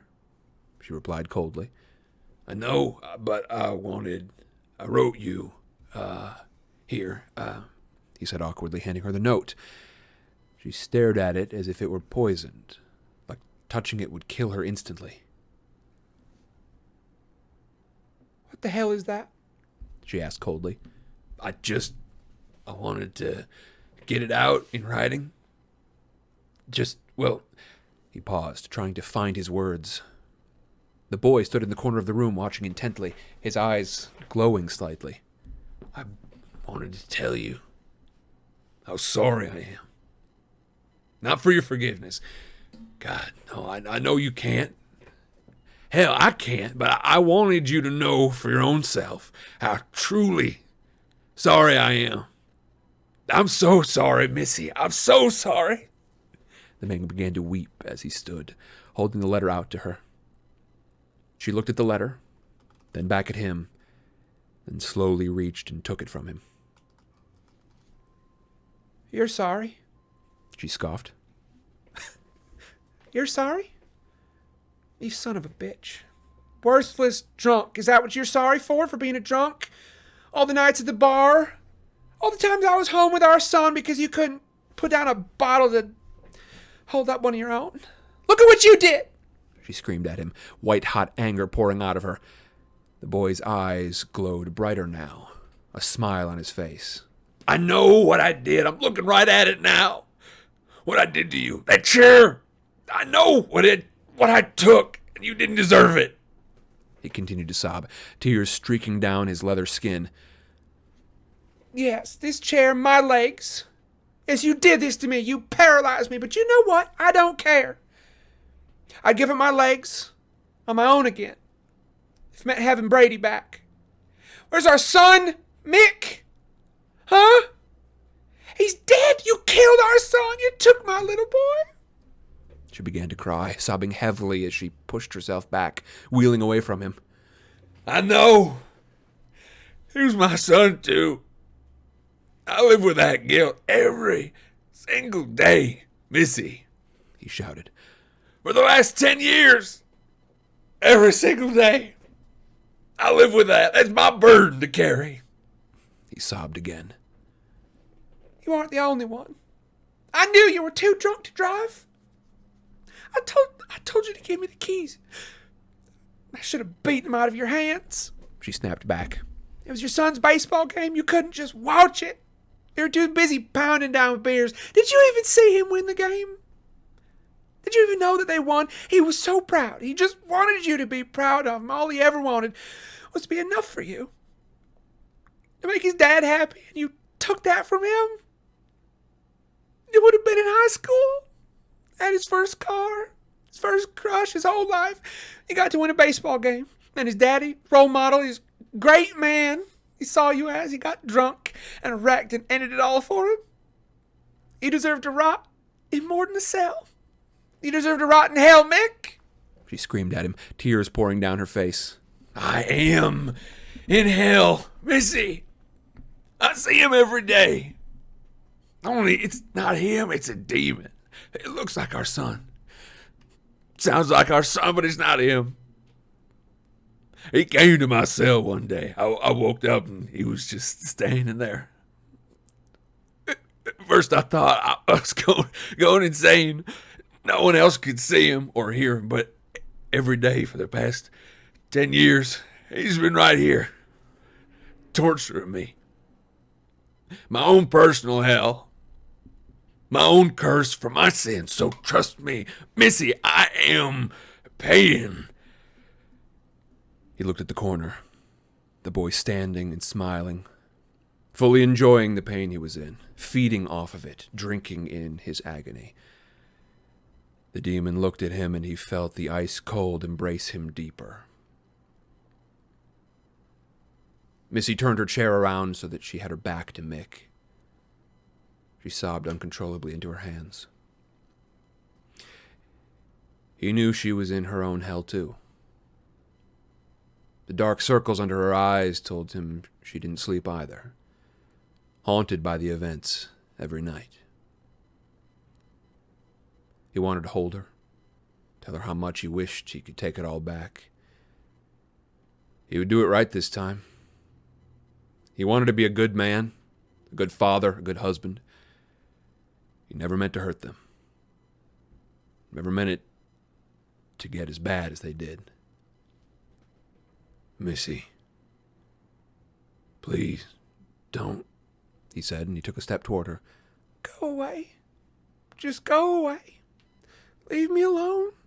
Never come here again, she said in between sobs. His heart broke in two, just a strand holding it together now. His whole body was cold. He turned and walked to the door, then stopped. Just read the letter. It says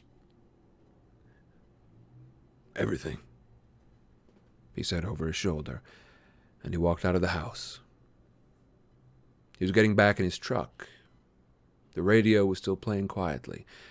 The demon was sitting next to him, a pleased expression on his face. The man saw a sign for a road that was closed because the bridge was out for repair. The demon noticed the sign too, and appeared to have read the man's mind. So, are you ready? The demon asked. Without answering, the man turned down the road. He started to accelerate, and soon road signs came into view. He accelerated more, crashed through the signs. He could see the road ahead, a straight drop into the ravine below where the bridge should have been. He thought about his son, his sparkling eyes, his laugh, how Missy's face lit up when she looked at him. He had the pedal all the way to the floor as he reached the end of the road, and the truck seemed to float for a second as it was launched into the air. Then, the falling, as the gravity clutched the heavy vehicle, pulling it down into the dark abyss.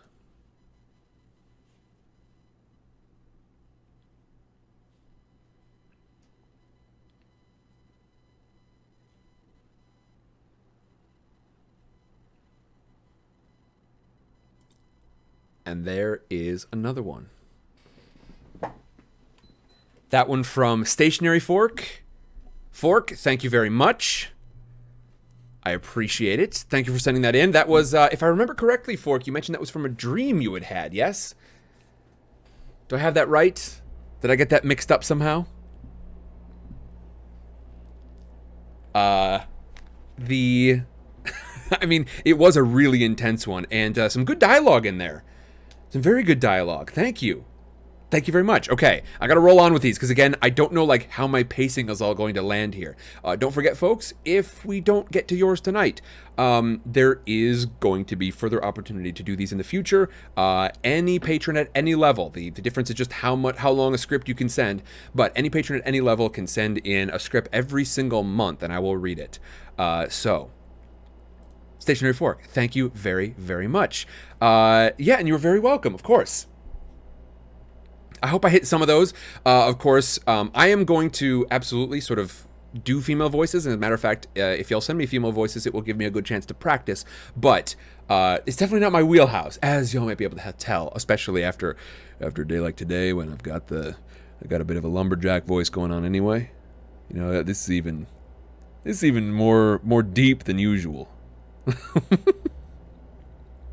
Indeed. By the way, I got some snacks for Mama Cass earlier today when I was grocery shopping, and she just sent me a picture of her with the snacks. I gotta make sure she knows she should eat those. Hey, eat them. There we go. Eat them. She says, I'm going to eat the whole package. I'm going to tell her to eat them, but save some. Okay, there we go. All right. Indeed. Kerfo says, you do great, Sam. Your Hermione sounds like her. My Hermione, weirdly, I don't think it's that bad. Okay, I need to go grab some more water. But next, speaking of Hermione, I just saw that Synthetic popped in. And so, Synthetic, we're going to be reading yours next. This is a bit of Harry Potter fan fiction. And let's see. So, I'm going to launch into that one next. Synthetic, thank you very much for sending this in. Let me see. And this is a bit of like an alternate, not quite alternate timeline, just like a slightly different timeline where certain storylines are advanced. So I guess there's a bit of a spoiler in here, but really not much. And even the spoiler that it is not like terribly shocking. But I tell you what, I'm going to once I put this new image up on the screen, you don't need to like check out now, but if you are really concerned about Harry Potter spoilers, I would say once the new image is on the screen, wait until that image is gone. And then we'll be moving on to our next one, and that's how you'll know you won't catch any spoilers. So there's that for you. Again, it's not a huge spoiler, but Synthetic, we're going to be reading yours next. Thank you very much for sending it in. I am going to go grab some water. I'll be right back.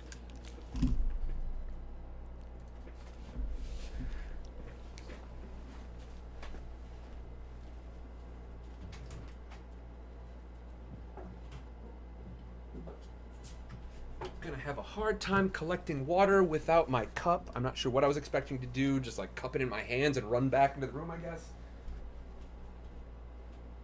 Where's my cup?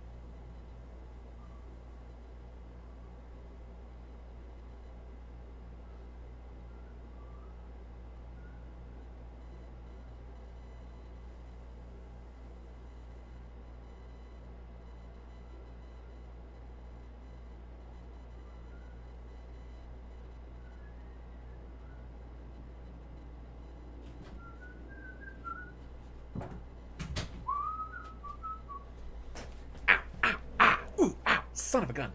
I just stubbed my toe really good on my green screen stand. Dang it, son of a gun.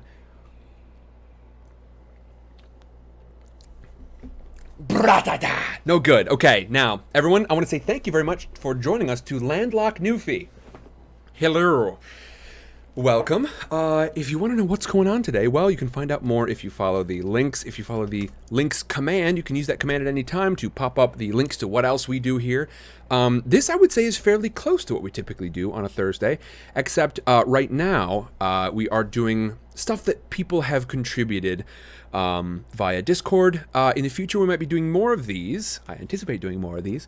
But typically, we read stories. On Tuesdays and Wednesdays, we read vintage, classic literature and young adult literature, respectively. And then on Wednesdays, we do tabletop RPGs. So we tell stories ourselves. We tell our own stories. So if you'd like to check those out, go ahead and check that out.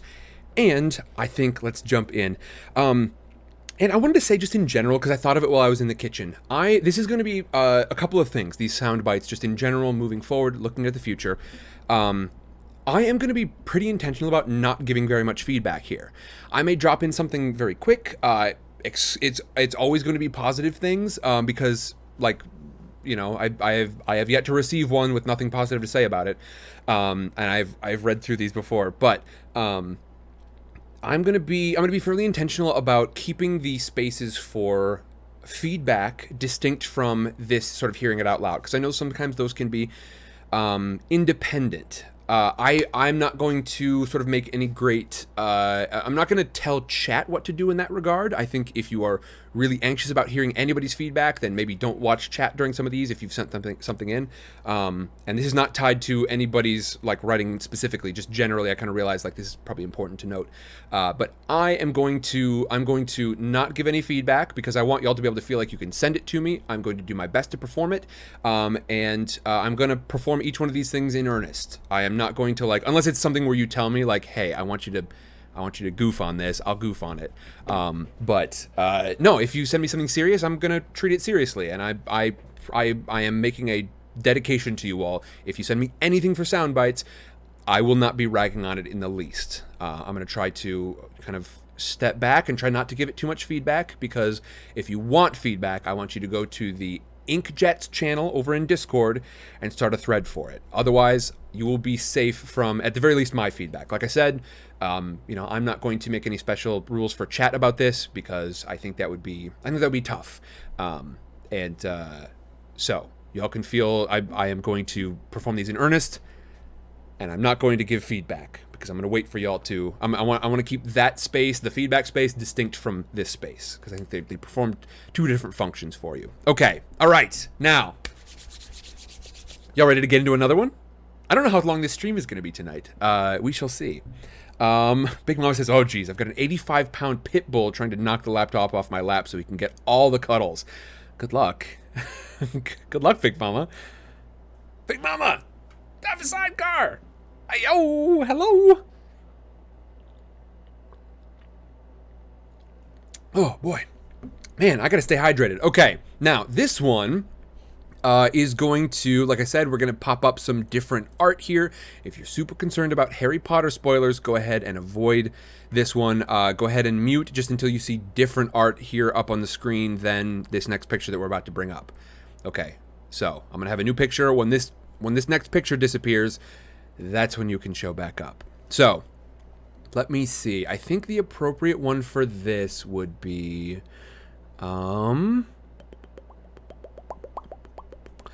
All right. Chamber of Secrets.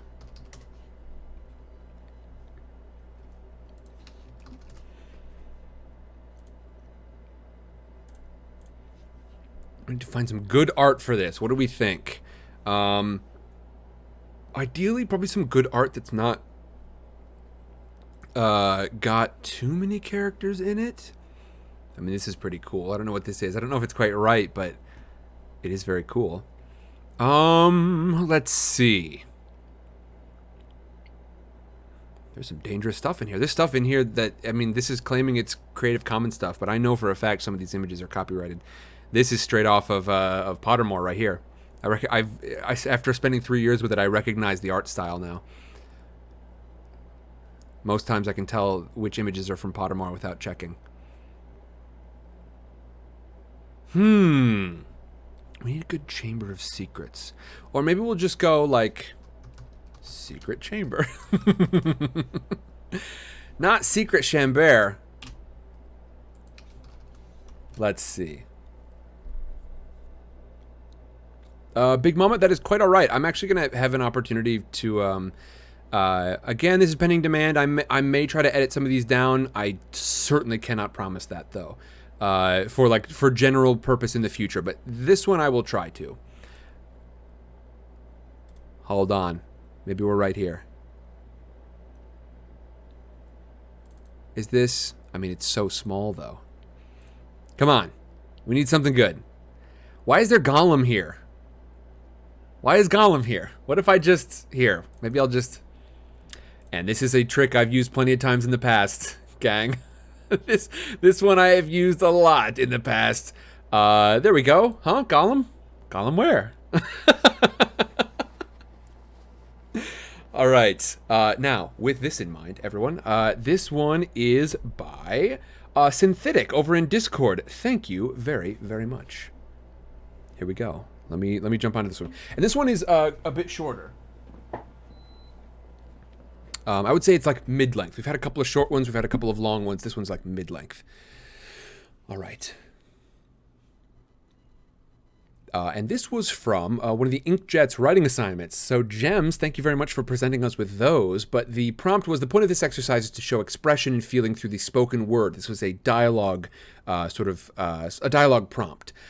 Descriptions are fine to set the scene, but the focus should be on conversation. Choose any topic, any conversation, any emotion, and approximately 1 page. Thank you very much to Synthetic. The subject is Harry and Ginny Weasley, the walk out of the chamber. But it happened earlier. Okay, now with that scene set, there we go. So you're going to hear some familiar voices in this one.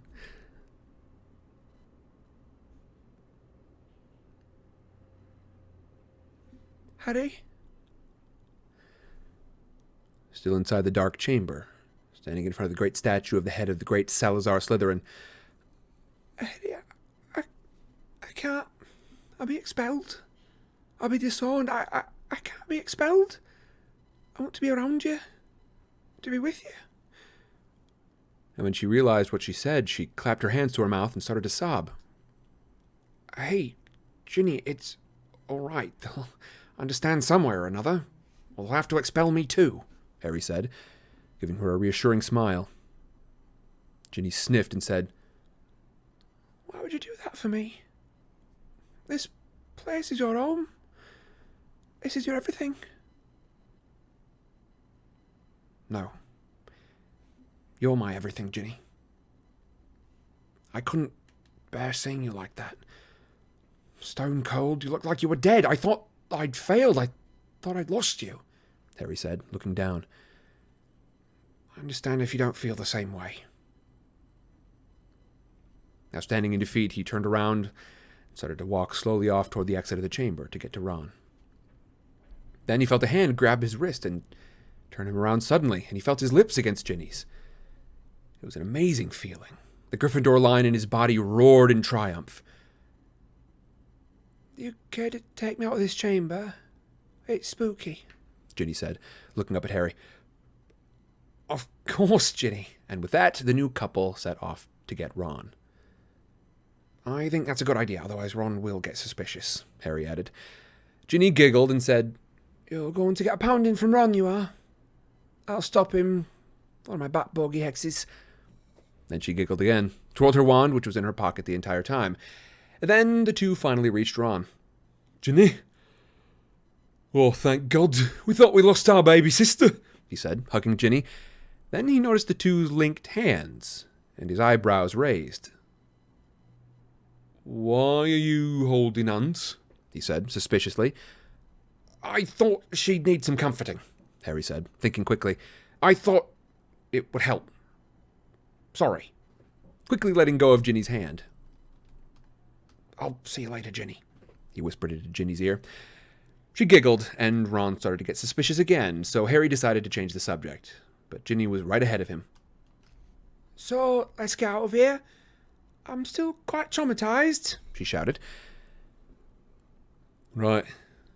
This way, Ron said. I found this way out once I finished moving the stones. He led them to a staircase.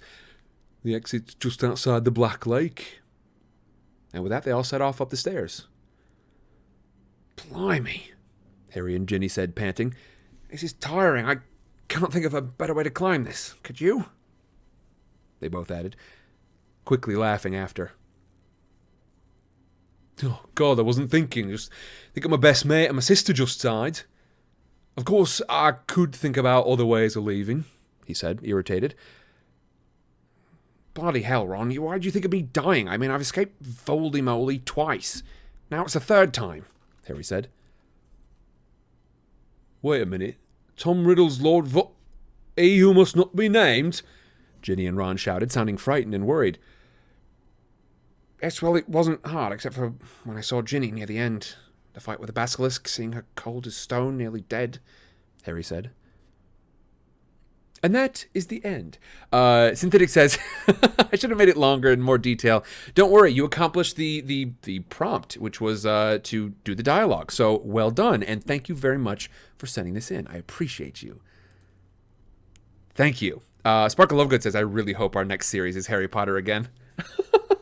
I suppose I will put it on the vote, but I don't know. I'm trying to decide if I want that to be.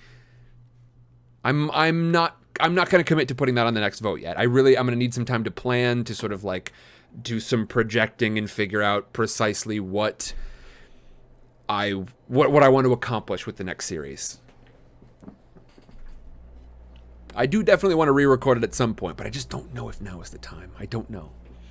I've got to. If Harry Potter's not on there, I'm pretty confident I know which one will win. Bitterbard says we could do some HP fanfic now and then for funsies.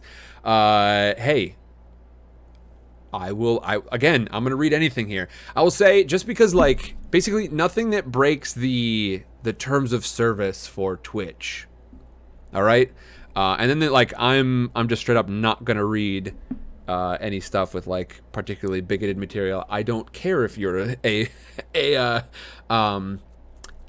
patron. I'm just not going to read it. And by particularly, I mostly mean like stuff that is bigoted material, but because there's like there is that stuff in Harry Potter, but like it's telling it as something to have been overcome. You know what I mean? Okay. There we go. Now, folks, on to the next one. What do we think comes up next? Tenacious says Heroes of Olympus for the next vote. I think that probably will be on there. But once we actually enter the last book of Percy Jackson, I will be entering the. I'll set up a channel for y'all to send your suggestions in, and then toward the final chapters, then we'll be taking a vote. Although I might want to plan a little bit longer for this one, so I may put that vote in maybe toward the middle of the last book as opposed to the end, just as a primer for y'all. Let's see. What else do we want? We've got one from Amy. That's AMIE, and I am curious to know if Amy is in here tonight, because otherwise I think we're going to go ahead and jump into Tenacious. Tenacious sent one that was not written by Tenacia. Once again, absolutely fine. I want to practice all sorts of stuff, so that's totally fine. But I believe this one was from The Life of Pi. And I've got Stationary Forks is all checked off. Excellent. I think this is going fairly well so far, y'all. I hope you feel the same way. Okay. And then I believe we've got one more, a short one from Big Mama, and then one from Calypso. I just got to take the one from Calypso off here, unless Calypso shows up tonight, which I'm not necessarily. Kurfos, that's right. It's so hard when people's names aren't the same as they are elsewhere. I have a hard time. But Kurfos says Amy is in the house. Amy, welcome. Okay. Let me see. We've done a couple of long ones, so I'm gonna grab whichever one's shorter, which I think might be Tenacia, and then I will be doing yours next, Kurfos. Let me see. I've got a note over on Patreon about you, but it's attached to your, like, I have to like go into your little profile and see that the note is attached there. Otherwise, it escapes me. Okay. Yeah, Amy's yours is slightly longer, so I'm gonna go with the other one first, but.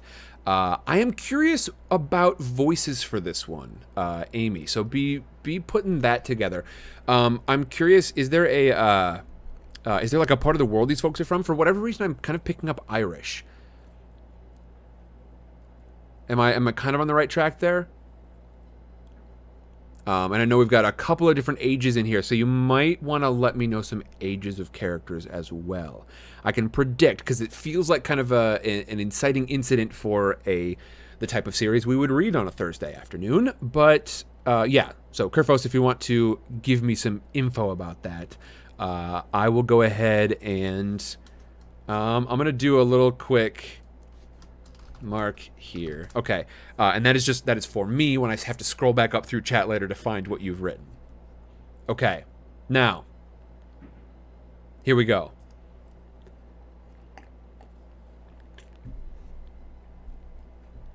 Hello there, Rubix. How do you do?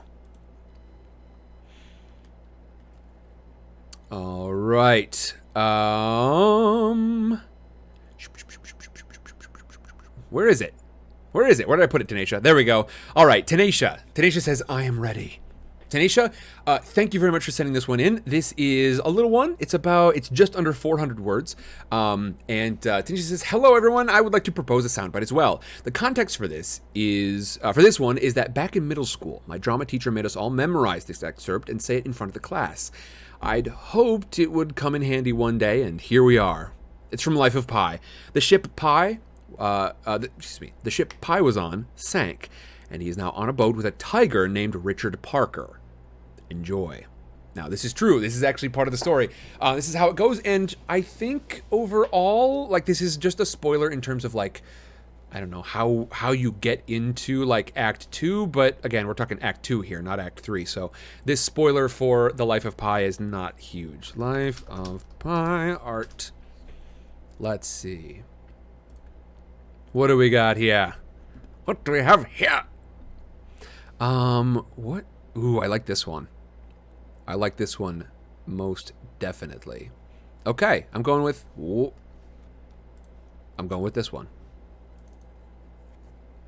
Oh, it's big. Oh, baby. Oh, baby, it's big. Okay, there we go. I'm gonna move myself here. Actually, like, where do I live? Where do I live on this screen? There we go. All right, and Tanisha, thank you very, very much.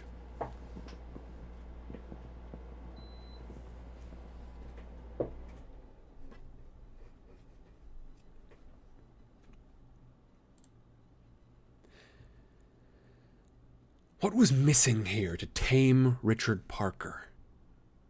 Time? It might be weeks before a ship sighted me. I had all the time in the world. Resolve? There's nothing like extreme need to give you resolve. Knowledge?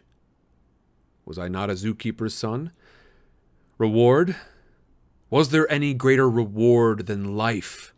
Any punishment worse than death? I looked at Richard Parker. My panic was gone. My fear was dominated. Survival was at hand. Let the trumpets blare. Let the drums roll. Let the show begin. I rose to my feet. Richard Parker noticed. The balance was not easy. I took a deep breath and shouted, Ladies and gentlemen, boys and girls, hurry to your seats. Hurry, hurry, you don't want to be late. Sit down, open your eyes, open your hearts, and prepare to be amazed. Here it is, for your enjoyment and instruction, for your gratification and edification, the show that you have been waiting for all your life. The greatest show on earth. Are you ready for the miracle of it? Well then, they are amazingly adaptable. You've seen them in freezing, snow-covered, temperate forests. You've seen them in dense, tropical monsoon jungles. You've seen them in sparse, semi-arid scrublands. You've seen them in brackish mangrove swamps. Truly, they could fit in anywhere. But you have never seen them when you are about to see them now. Ladies and gentlemen, boys and girls, without further ado, it is my pleasure and honor to present to you the Pi Patel Indo-Canadian Trans-Pacific Floating Circus.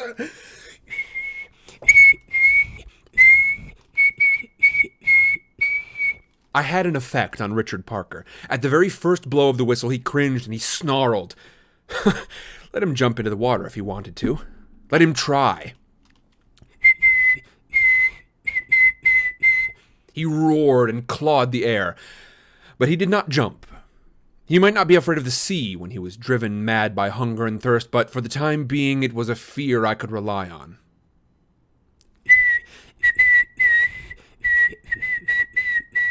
He backed off and dropped to the bottom of the boat. The first training session was over. It was a resounding success. I stopped whistling and sat down heavily on the raft, out of breath and exhausted. And so it came to be. Plan number 7. Keep him alive.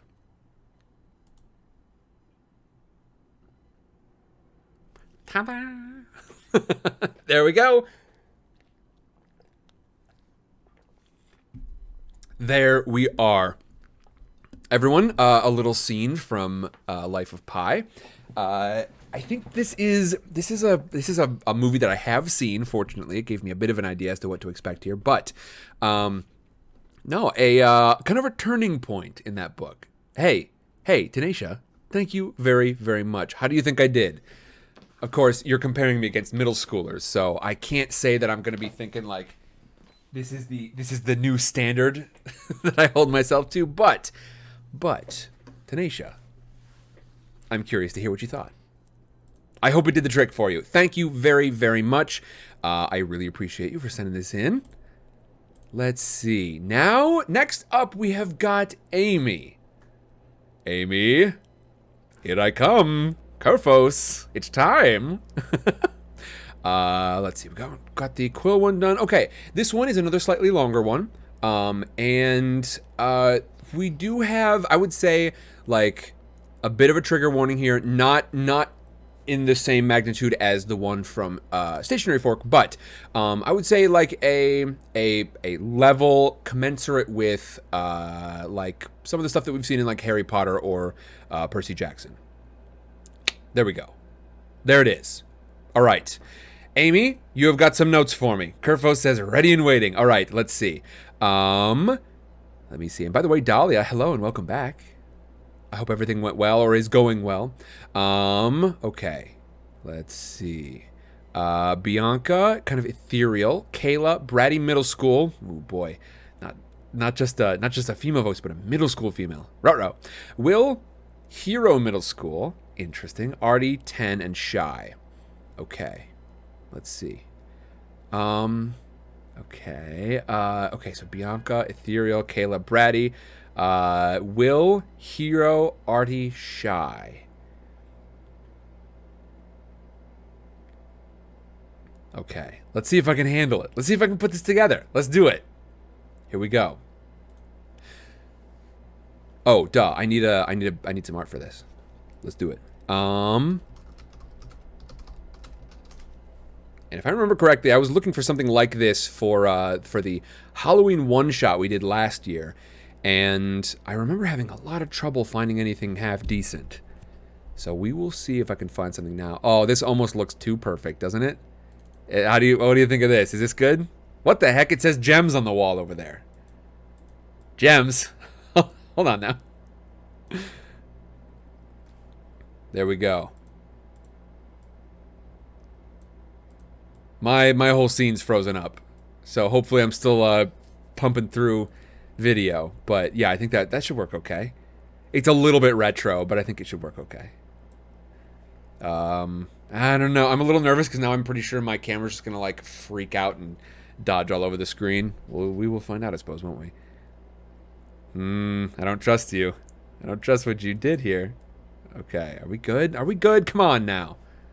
Yikes. Okay, well, if it freaks out in the middle, I apologize. The audio version is the important part anyway. Dahlia says, yep, everything's going fantastic on my end. Just about to take my last lunch break before I continue working. Well, Dahlia, thanks for checking in. Good to see you. A little bit of an extra hit. And let's do this thing. Kerfos. And I don't believe I got a title for this one, so if it has a title, go ahead and let us know in chat. When the last piece of pizza had been consumed, the group started collecting their packages. Arthur noticed first. What's Hog doing in here? Mahogany, the family dog, ran straight for them, a round security guard puffing along in pursuit. He sprinted to Bianca, who bent down close to him. Gravel Erg? Coming from where? She said. Her anxious eyes tried to dart everywhere at once. Mom, what's going on? Will said. Hog glanced over his shoulder. Right, Bianca said. Let's move. Come on, Mishas, right now. She grabbed Arthur's hand and began to pull them away. Leave it, she said to Katya, Will's twin, who was trying to gather bags and purses. Will could tell something was very wrong. A thunderous crashing came from the wing of the mall Hog had just vacated. Will scanned the highlights, but he couldn't see a cloud in the sky. People began screaming and running toward them. We must stay away from the people, Bianca said, pulling them down a side section of the mall. Hurry. Will's head spun convulsively in all directions, trying to find the reason for the panic. Mom pulled them to a halt beside a wide staircase. She turned to her children and said, "Listen to me. I know this is a bad time to tell you this," she began, "but you need to know. We are different." The words didn't register in Will's head. The crashes were getting louder. It sounded as if something were tearing apart the mall. The plaster over his head grew a long crack. He peered around the edge and looked down the corridor. "Will," she said, "it's important for you to listen. We are from another place. We can protect ourselves. We have powers and we need to use them right now. Put the palms of your hands together." "What?" Will's brain did not seem to be able to keep up with the conversation. "Put your palms together," she said. "You need to squeeze your energy from your core through your palms down to your arms. Start by squeezing your stomach muscles." "But, Mom," Will protested. He could hear beams being ripped apart. "Now, Will, I will help you.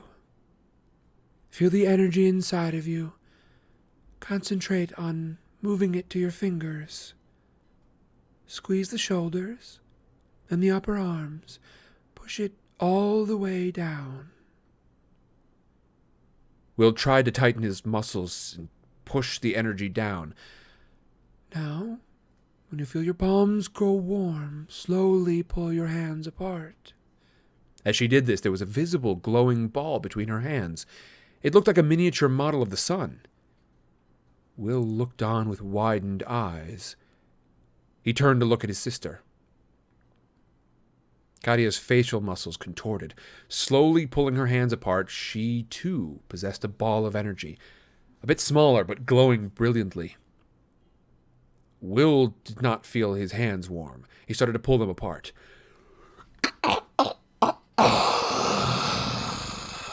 The second-floor balcony collapsed, sweeping Hogg and Arthur under it and out of view. Will turned to look behind the stairs, and what he saw froze his heart in his chest. There, in the hall, headed in their direction, stood a thing so impossible Will rubbed his eyes in disbelief. Its parts seemed to be entirely composed of dirty, lichen-covered boulders fitted together to make a massive creature. It was taller than the spinning neon twist cone sign at the second-floor ice cream shop. The only part that bore features was the closest stone on top. That was, Will assumed, its head.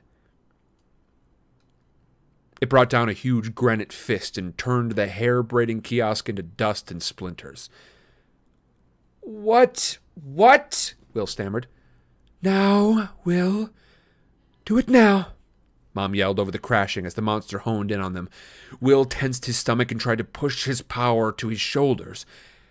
Then he tried to feel it in his biceps. They felt warm. He squeezed it through his forearms to his palms. His fingers got warm. He could pull his hands apart. Just a crack and crash overhead announced that the staircase they were hiding beneath was being torn apart. Will stared down at his hands. No energy ball. "I can't," he pleaded. "I can't do it." "Will, you can. I will help. Quickly," Mom said as a chunk of the stair fell down at their feet and the light from the skylight suddenly disappeared. Will pushed his palms together a third time and tried to tense everything at once. His mother put her hands over his. "Do you feel your fingers warm?" Will nodded. He slowly pulled his hands apart, and there was the glowing yellow light. Mom took his hands and joined it with Katya. A crash, a shower of rubble, and Will saw the rock monster directly above, fist raised. Mom clapped and her own energy ball appeared. She grabbed Will and Katya's free hands. The giant swung. Will cowered. The monster brought down its boulder fist with tremendous force on their heads. But the blow merely bounced off. It landed another, and a third, but again the blows rebounded back, spraying dirt in all directions. Will noticed a slight glowing sphere around them. The beast could not penetrate it. It jumped up and down in rage. The floor shook and cracked, but Will realized he could not feel the tremors. He looked down to see that his feet hovered about 6 inches off the ground, safely enclosed in the protective bubble. The monster tried a new tactic. It went to the collapsed balcony and ripped a piece of steel beam support off. It threw the metal at them like a javelin. Sparks flew everywhere, but the beam, like a fist, simply glanced off. It howled a guttural lament, then grabbed a larger chunk and threw again. The enormous crash sounded, but the three were untouched inside the bubble. As the monster reached for another piece, and Will saw 2 red shoes lying beneath the wreckage. They were the new red gym shoes Arthur got for his last birthday. Will nodded in their direction to his mother. Stay here, she ordered, and joined Katya in Will's other hands, making a smaller bubble. Then she stepped outside. Mom! Will called. She stood tall and stared into the gravelly divots Will assumed were eyes. She held up her palms toward the monster. The monster flung the large chunk of cement at her, but it bounced sideways. She was using a wall of energy to protect herself. The monster grabbed a large metal beam, pulling and twisting it to free it. Bianca turned toward the balcony wreckage. She stretched her arms out, then pulled them back. As she retracted her arms, a large section of the balcony followed as if it were a puppet, and she held the strings. The Buick-sized piece of maul flew at the beast, crashing into him and knocking him off balance. Bianca seized her opportunity and stretched her arms toward the stumbling creature. There was a connection between her hands and the monster, 20 feet away. As she stretched up toward the ceiling, the creature was swept upward, helplessly, struggling and writhing. She released her hands and sent it crashing to the floor, making an indentation 2 feet deep in the tile. The thing rocked back and forth like an inverted turtle to right itself. Will noticed Hogg pulling on Arthur's limp body, pulling it toward them. Release, Mom said, and Will and Katya dropped hands. Hogg pulled Arthur between them. Ready?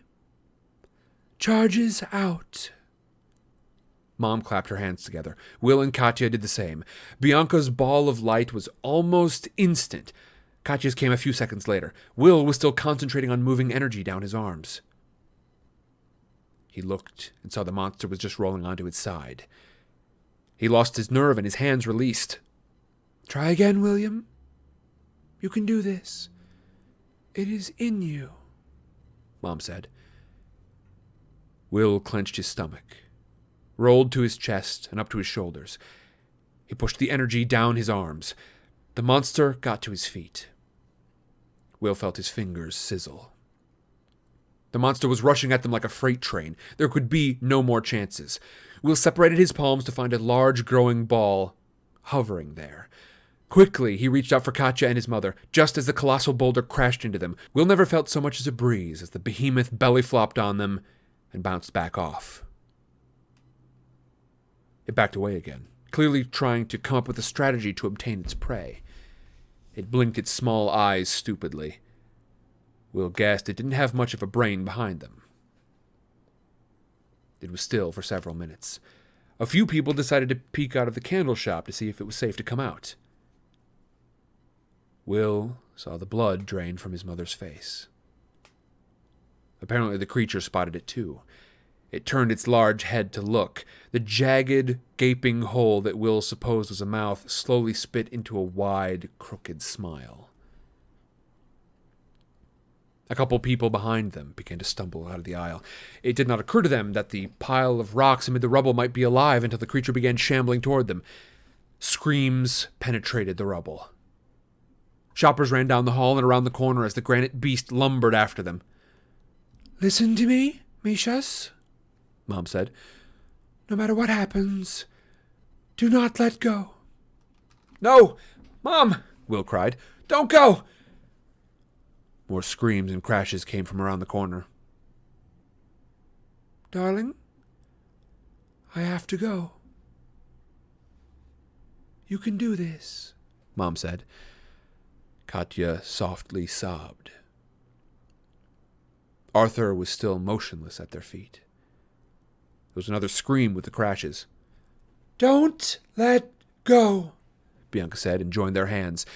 She stepped out of the circle, ran down the corridor, and disappeared around the corner. The next few minutes were very long.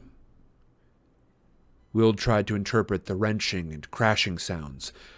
Large debris crashes and sometimes silence, and then an extra large crash. Will hoped it was the beast being lifted and crashing to the floor. The screaming stopped.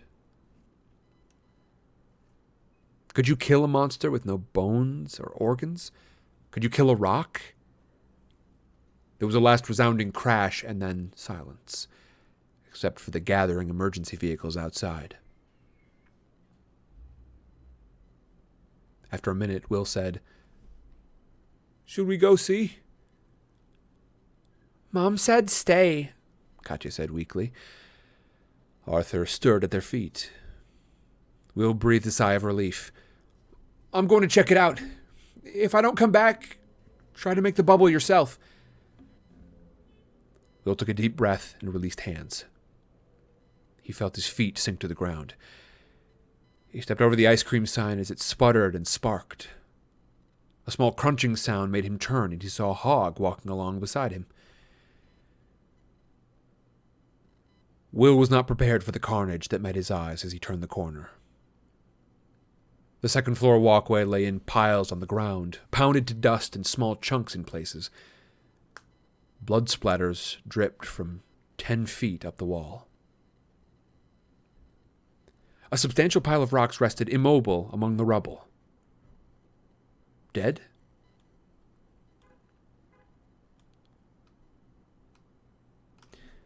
Will scanned the wreckage and found what he sought under a lean-to of cement. His mother lay on the ground, her limbs twisted in unnatural angles, her eyes wide and staring. Will slowly walked to her, Hogg at his side, head bowed low. Will gazed into her face. Her eyes flickered and turned to him. "William?" she whispered. She coughed a few times and a trickle of blood came out of the corner of her mouth. "William," she whispered again. "You must remember who you are." Again she coughed and struggled for breath. She spoke the words one at a time. "You must protect Arthur." "Sure, Mom, but don't..." He breathed in her lavender fragrance one last time. She looked right at him. Her electric blue eyes flickered and then went out.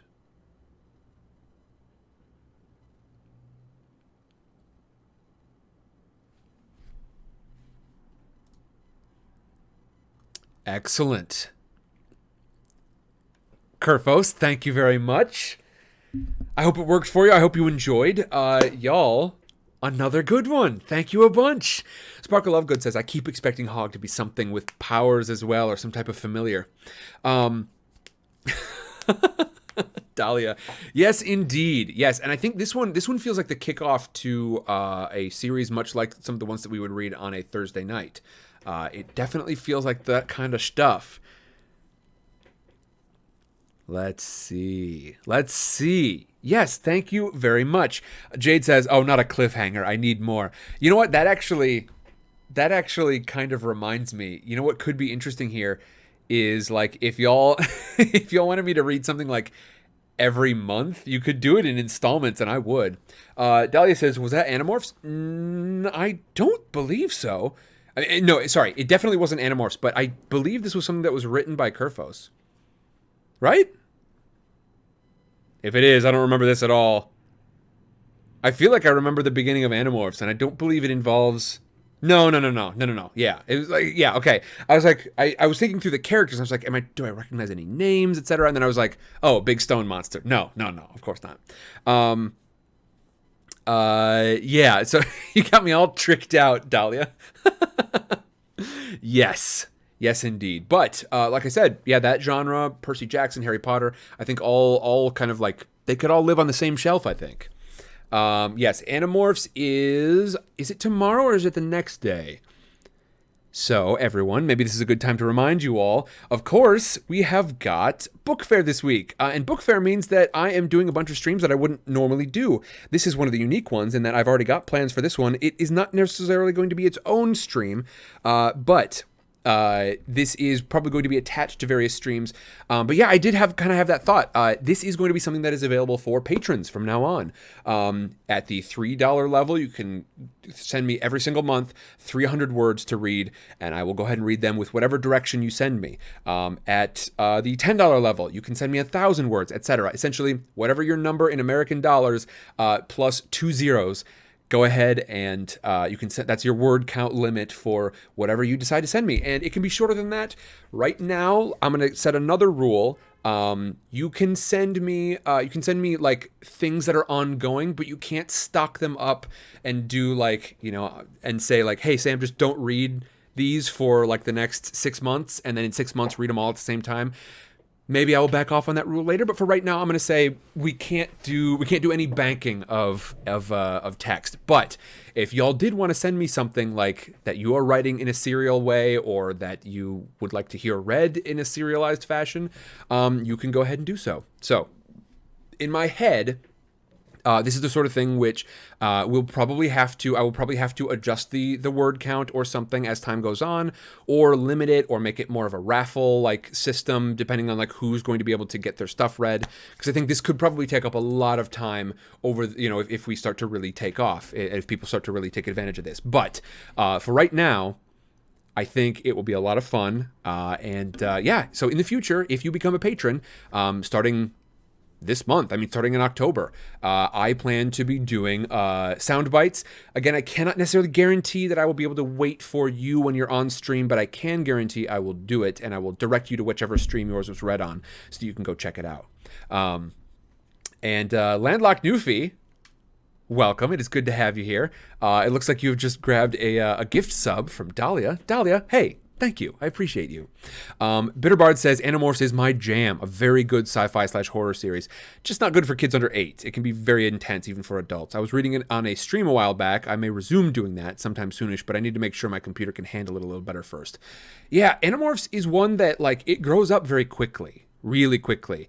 And it grows up a long way. Like, it goes from some, like, very comfortable sort of Goosebumps equivalent kind of, like, level of action. I would say it doesn't, I don't remember it ever getting like super like graphic horror, but I do remember it getting pretty spooky, and like the stakes, it elevates into a very, very like serious and high stakes, pretty adult, not like mature rated or R rated or whatever, just a very adult, thematically culmination. Boy, I have a whole channel based on sort of trying to tell stories using the English language for the most part, and I just murked that sentence. I couldn't touch whatever I was trying to say there. Excuse me.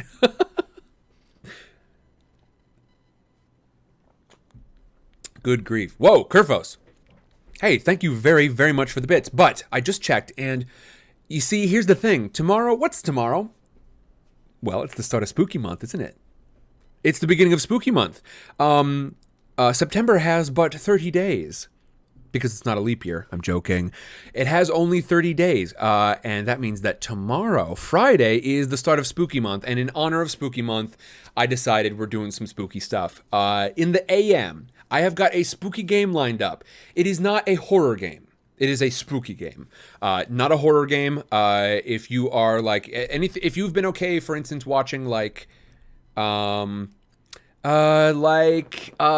Stranger Things, for instance, or if you'd be okay reading this sort of thing, I would say that's roughly comparable. But it is. I'm considering it an episode 1 for a series that I may never complete. It is a very story-based game. As a matter of fact, it is a very, very popular story-based game. And if you wanna sort of like look into story-based games, narrative games, this one will pop up on a lot of lists for people.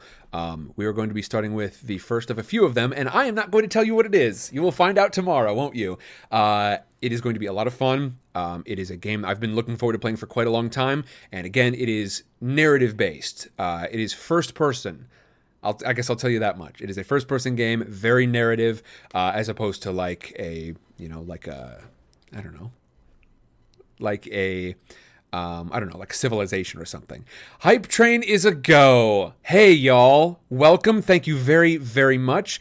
Let's see. Who do we have in here? Kerfos got it kind of, Dahlia got it kicked off. Kerfos came in with a 2-punch, and then Sparkle Lovegood got the thing officially begun. Hey, thank you a bunch. Y'all, I hope you're enjoying this. I certainly am. I really, really enjoy seeing what y'all read, what y'all want me to read, etc. In the future, once I've got a little bit more time to plan with these, I'm going to be able to sort of, I don't know, I want to take an even faster run up. I want to get even more in with these voices and start to work on some real characterizations instead of these being fairly straightforward. Although I will say a lot of these stories involve characters that are reasonably straightforward as opposed to a ghost that spits chewing gum in students' hairs. Hair. There we go. Jade, I'm sorry to hear it, but we got some spooky stuff in the AM. That's at 11 a.m. Pacific time, and then 4 p.m. Pacific time, we are reading spooky stories. Now, it looks like, based on the vote, it looks like we are probably going to be doing spooky... We're probably going to be doing spooky, like, just collected stories from the internet, but I will take another look, and y'all will know as of tonight when I post my, like, here's what's coming up tomorrow kind of thing. Whoop. You get back there. Get back there, green screen. Not a chance. Not a chance! Oh, did you indeed? Interesting. On mine, it doesn't. I don't see the middle bit on mine. Yeah, on my end, it was the gift sub that you gave to Newfie, and then it was Kerfos, and then it was Sparkle Lovegood. Who knows? Who knows? Escar Love It. Thank you very, very much. I appreciate you all. Hey, level 2 of Hype Train. Thank you very much. And I suppose I will go ahead and bank these. If y'all hit, again, we're doing whole increments now. So if you hit level 5 200%.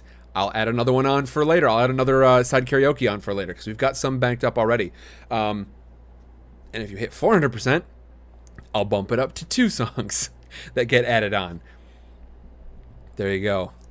Dahlia with some quite a few gift subs. Thank you very much. Let's see. I'm seeing a lot of fun names in there. Insert the Fry take my money meme. Indeed, thank you a ton. Let me see. What's up next, y'all? You're setting up a hype train, so it must mean I'm doing something right. Let's keep doing it. What's up next? Let's see. I think we're in good shape here.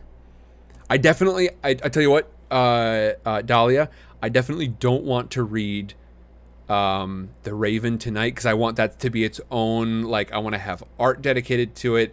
I really, really enjoy that poem. It was one that I didn't really pay much attention to when I was younger, and then I found it again later in life, and it really hit me very hard. And so I want to make sure that we're doing that when it's due justice. It's due diligence. As Carl Lovett says, or with 900 bits, hey, thank you bunch. Thank you bunches. Bitterbard says, Sam, what chunk of Animorphs did you pick for Saturday? I'm going to be reading the first, basically the first half of the first book, I think is what I'm going to be able to accomplish. If I do just half of the book, it's about 17,000 words. If it were south of about 25, I might be able to consider the whole book, but the entire book, the entire book one is 34,000 words. So we're going to get through the first half of it, and we're really going to go in, and that is going to be the earlier stream of the day. Okay? So 11 a.m. on Saturday, 11 a.m. Pacific time, Animorphs, the first half of book one. And I know maybe it's not like the most, like, it's not necessarily the, like, biggest action chunk of the Animorphs series, but I feel like it's important that I start at the beginning. It will drive me nuts if I don't do it. What's that, Bitterbard? What's well snap? 150% more, indeed. And you got a song. All right, let me see. Let's see. Kerfos, thank you a ton. Thank you, Dahlia. Thank you very much for additional gift subs. I appreciate y'all. Y'all are delightful. Bitterbard says, that's about what I read on my stream before it petered out. I see. Well, never you fear. I don't think this one will peter out. It is possible that, it might be some time before people are like, yes, that's the thing I want to see more than the other ones. But it will certainly be on the vote in the future for, if we have a little extra time on our hands. And I think we will. I mean, I know we will. 83% of level 5. Remember, at 200% of level 5, I'm gonna sing y'all a song. I'll sing y'all a song as whoever you want. I'll sing whatever song you want as whoever you want. Escar Lovett, hello. Welcome back. Oh boy. Bitterbard says someone's got to point out the KASUs. I do not remember what that stands for. I don't remember in the least what it stands for. Okay, so folks, don't forget. Oh, weird. Oh no, it just hit me now. This entire week, up through last night, and it has only just now hit me. We're now in the latter half of Book Fair. We have 2 more days left. We have got tomorrow, which is Spooky Day, not Horror Day. So if any of y'all are a little sensitive, if you're a lot sensitive, then you might want to stay away. But if you're just a little sensitive, I think tomorrow will treat you just fine. It's the start of Spooky Month, so we are doing some spooky things. We've got Spooky Game in the morning. Again, a really well-regarded narrative game.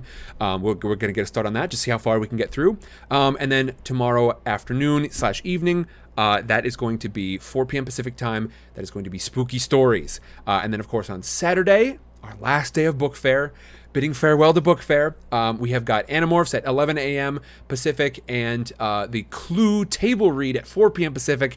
I want to hear your voices. That's going to be over in Discord. You're going to have a chance to join in. We're going to be doing it in the live stream channel, basically much like the Among Us stream. You're going to have a chance to raise your hand if you want to jump in for a scene. We're going to switch off like every scene or every couple of scenes, and I think that's going to be a ton of fun.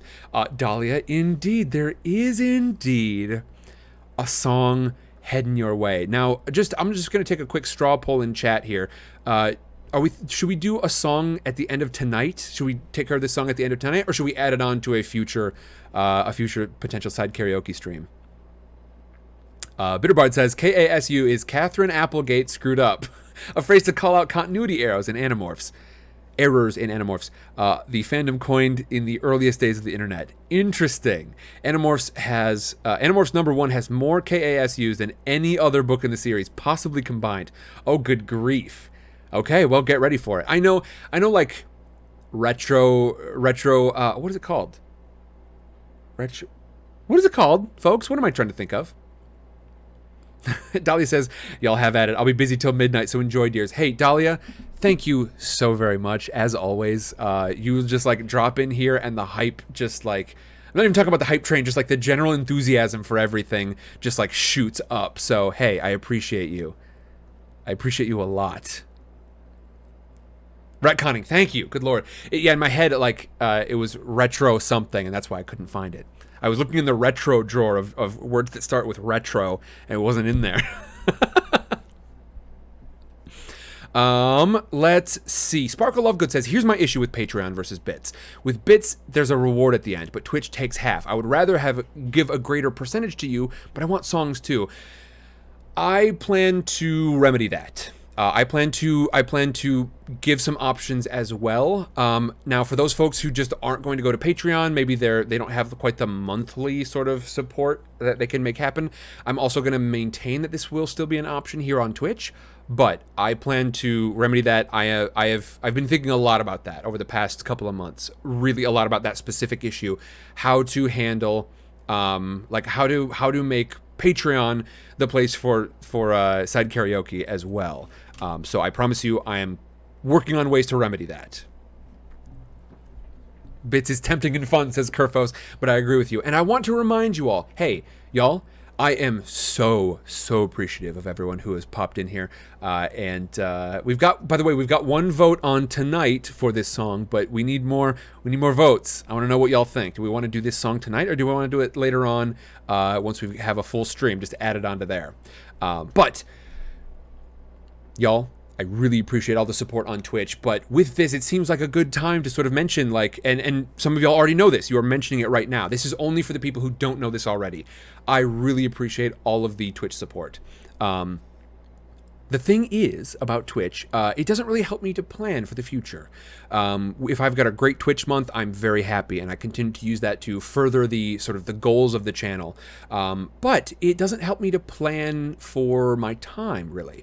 What does is Patreon. They take a much smaller cut of the overall sort of number. For instance, when we talk about subscriptions, they take 8% up to 13%. If at my discretion, and that's compared to Twitch's 50%. Twitch takes 50% of all subscriptions. So you can see why I might be entertaining the possibility of Patreon being the real hub. I would really encourage you all, even if you sort of have great months that you can't really, match in other months, then maybe choose a smaller level, maybe choose a lower level. But what that will do is it will allow me to plan my time. And not only that, but it will allow you to jump in on some fun stuff. I talked about those earlier in the stream, but sort of working from the bottom up, from the very lowest levels, you get an extra Discord role, which will mark you as a patron of Sidecar Stories. And not only that, but access to the special patron channels over in Discord and to all the archived channels. And we've got a lot of them, like probably, 24 maybe? We've got a lot of archived channels from past projects, from past books, etc. The Lord of the Rings chat is going to live back down there as of the end of Book Fair, until which time we can actually dedicate a full regular stream to Lord of the Rings, etc. But you can get that, you can get behind the scenes looks, you can find new projects like the scripted podcast that I'm working on, all the way up, and from the very top to all the way down at the bottom, you can go ahead and take advantage of things like we are doing tonight, because SoundBites is going to be a regular feature. Every month you can send me a new script with a word count that's based on your level. But y'all, I appreciate it, and I appreciate so very much all of you folks who have jumped over onto Patreon. We're doing a patron parade every single one of these streams, and I think now is the appropriate time to do it. So it's time for a patron parade. Thank you so very much to, of course, Dahlia, I hope you're still listening. I know you're AFK, but I hope you're still listening. At the shocking sequel level, the very highest tier we've got at the moment, even though I've had one request for a higher level, and I'm considering it. It makes my heart shudder a little bit. Like, it makes me anxious to say, like, am I really doing this? A higher level even? But our shocking sequels, Jade Dragon and Death Metal Dahlia. Hey, both of y'all, thank you for supporting at the very highest level. The Novel Nouveaux, the next highest level. Solderfish, thank you a ton. Deb, aka Escar Lovett, and I saw you in there tonight as well. Thank you a bunch. Louise the Goat Lady, thank you. Marin Ver, of course, thank you so much. That was a recent upgrade, as were a few others. But Sander, thank you a ton. A longtime supporter, thank you a bunch. The next highest level, Chapter Champion. We're going from the top all the way down to the bottom.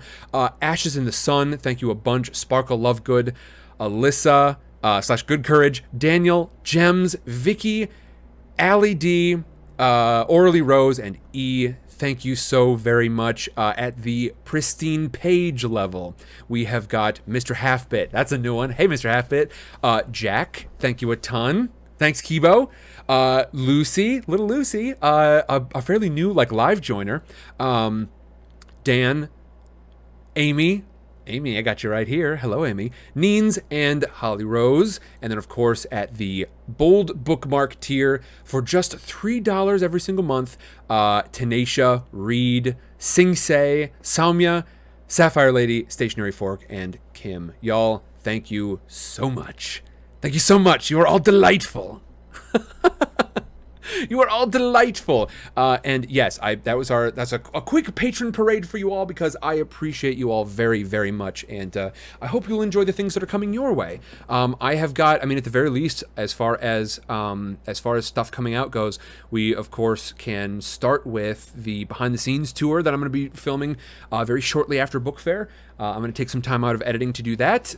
We have got another episode of Shelf Confidence, the scripted podcast, and Of course, at all levels, you're going to have a chance to vote on some things. Once we've got new projects coming up, you'll have a chance to vote on those. Once we've got new time for a new stream in the week, you'll be able to decide what's going to go in there.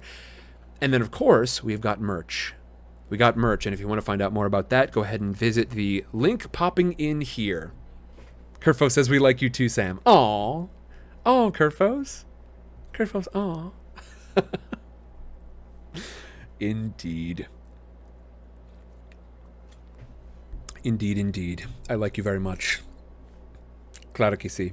Jade says, you keep telling me thank you, but I literally don't know how I would fight off the call of the void without these streams and the whole community. Thank you. Thank all of you for saving me. Sorry for being emotional. Hey, Jade, y'all save me too. It would be a joke to say that that's a one-way relationship. I really thrive on people like expecting me to be places, and so if it weren't for y'all, I would spend the time that I don't spend at work, I would just spend it like languishing. I'd spend a ton of time in bed. This is not so much true anymore. I'm feeling much better, but there were a couple of months in the middle of quarantine where y'all sort of you got me up, you got me doing things, and you gave me a reason to like to check in. It's not as bad as it had been in the past. I've had worse eras, but it was really tough during quarantine, and so this is absolutely a very, very mutual relationship as far as the sort of mental health support. Very much so. Had a couple of very rough months in there. I would have spent a lot of time in bed just doing nothing. I would have been on YouTube, clearing out all my subscriptions, just haven't watched everything from their catalog in the last 6 months to a year. Nothing else to do. But instead, I knew y'all were waiting for me. And so I got up, I got prepped, I came in, and I did some streaming, and I just about inevitably felt better afterward. So thank you. Thank you all very much. Thank you all a ton. Sparkle Lovegood says, in the same boat. I think you were the captain of the boat. Well, aye. Yar, mateys. Constant self-care. Yar. Oh, boy. Man, I'm having a ton of fun here. I'm having a lot of fun. Even though we're talking about some tough stuff, I'm having a lot of fun with this whole thing. It's absolutely a flying pirate ship. Yeah, no, we fly around above Residas. I think the sidecar probably we will be terrific brigands up above the realm of Residas. Y'all, this has been a ton of fun. We've got a little bit more to read, don't we?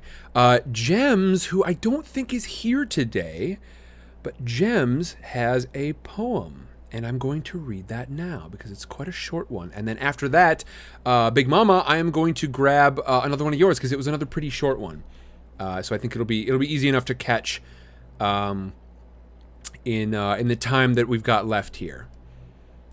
All right, I gotta open this up now. This is poetry. She's still asleep, I believe. Okay. In that case, I suppose I can give it like one little bump. I'll read Big Mama's other one first, just in case Gems wakes up for this one. But on the chance that she doesn't, I will probably just go ahead and read this thing because she did request that I do so. Let me see. I want to ensure that. Let me see. Kibo has a request. I can take a look at that, Kibo. Yes, I can. I will see if I can get to it tonight, but of course, at whatever level, we can definitely talk about that. Because you are a patron, so you are going to be able to do this for subsequent. Like I said, I don't think it's going to be full streams necessarily of SoundBites, but in the future, I will have opportunity to read those. I think probably I may just start a Thursday night stream a little earlier or go a little later on a Tuesday stream, that kind of thing, if that makes sense. So I'll sort of be filling these in around other streams as the demand requires.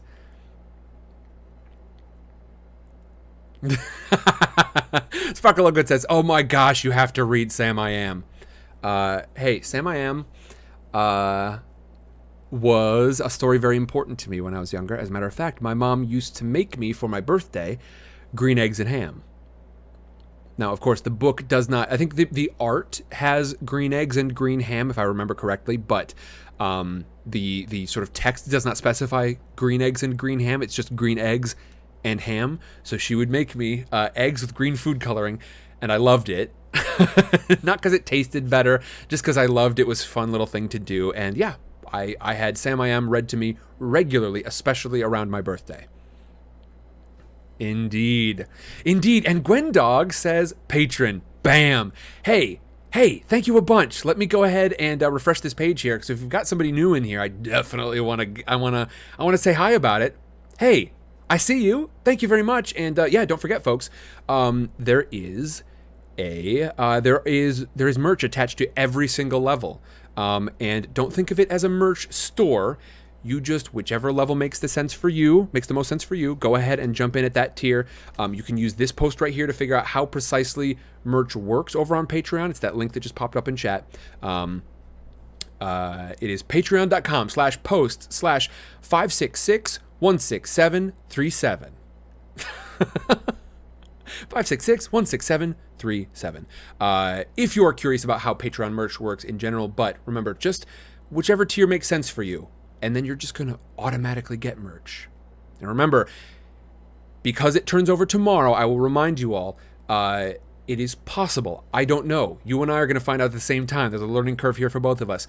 It is possible that you have to become a patron by tonight in order to get the sort of the like special book fair deals for merch, because starting immediately after book fair, I'm not going to change it tonight, although Patreon might sort of register it as tonight. I'm not going to change it till after book fair, but after book fair, I'm going to move things from their current tiers up to their recommended tiers, which is, I think in general, you can imagine every piece of merch is going to bump up by one tier, which means you may have to become a patron by tonight if you want to get that level of merch, okay? If you don't want to have to get it at the higher level. It is possible. I do not know, because the first is when it starts to really like register who's a patron. It's when Patreon sends out the pings to say, are you a patron right now? Yes. Okay, good. So it's possible you have to do it by tonight. Just for your reference. Now, Big Mama. Let's talk about this one. This one is shorter. It's only 517 words. This is another one I want to warn you all, okay? This is one that, once again, Big Mama, like I said, has done some very good writing here to help young people deal with loss, okay? So, this one is going to be a more literal loss, and it is going to involve, it is not graphic, like I said, for young people. It is not graphic, it is not like materially sensitive, but it does involve a fairly sad subject matter involving a family pet, I think I would say, involving a family dog, and how to sort of help, it's material to help young people process loss, okay? So, everyone, be forewarned, and if you are concerned about this, go ahead. I'm going to put up a new piece of channel art here, and then once that's gone, you know it can be safe to come back. If you are feeling, because I know there have been plenty of moments where I'm just like, I'm having a day right now, so I can't handle even this. I don't care if it's for a 5-year-old, cannot touch it. I can't go into it. So I've had those days. If that's you right now, don't you worry. Just mute until the different art is up. Let's see. So, I think, what do we want? And like I said, I was gonna do Gems' poem first, but I'm gonna do that later now because I want to make sure that I give Gems at least as much time as I possibly can. Bitterbard, have a great night. Thanks for coming in. And Marinver, thank you for figuring it out. I appreciate you.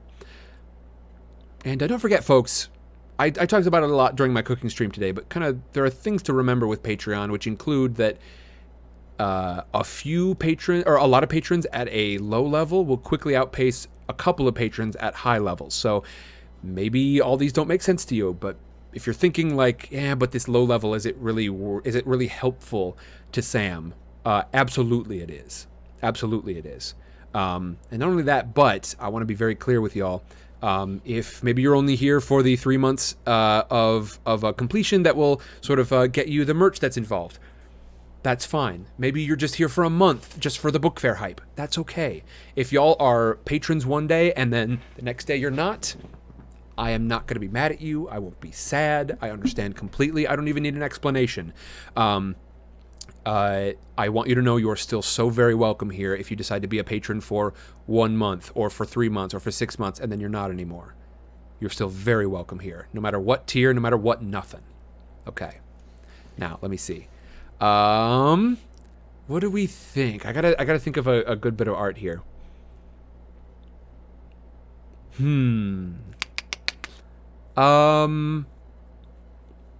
Big Mama, what sort of dog am I looking for here, do you think? Does it matter? For whatever reason, I'm imagining like what are those big ski rescue dogs? What are these things called? Saint Bernard. That's what I'm imagining. Is it Saint Bernard pup? What do we think?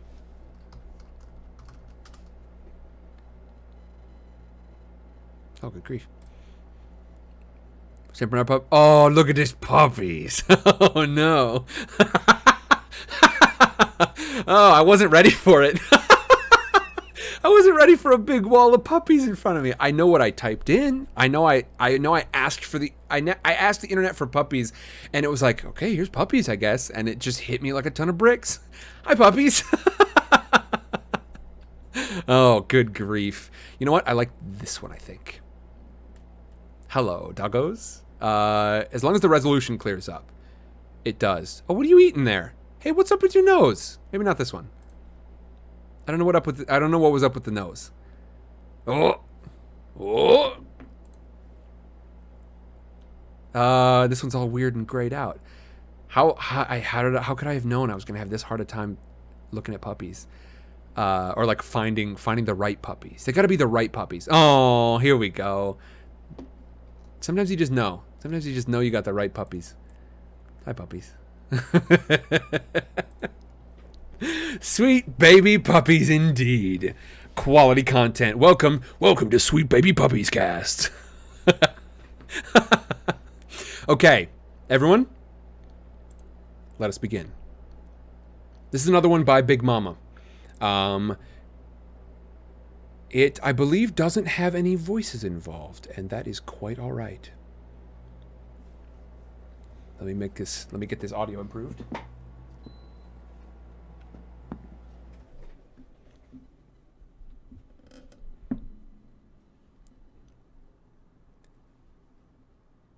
Bishop was a very happy puppy. He lived with his mommy and all of his brothers and sisters. This was his pack, and he wanted nothing more than to spend his days playing with all of his brothers and sisters in the warm sun and cuddle with mommy at night. Bishop and his brothers and sisters were growing up, and soon new humans started coming to play with them. One day, a very special new human came to play with Bishop. Her name was Jennifer. As soon as Jennifer picked Bishop up, he knew she was his human. Her hugs and kisses were as warm as the sun, and when she held him, he felt as safe as when he slept next to his mommy. And on that happy day, Bishop went home with Jennifer. Jennifer and Bishop got home where he met his new pack. He was so surprised to see his big brother Graham living there. There were 2 kitties, Timmy and Mick, and another human, Andy.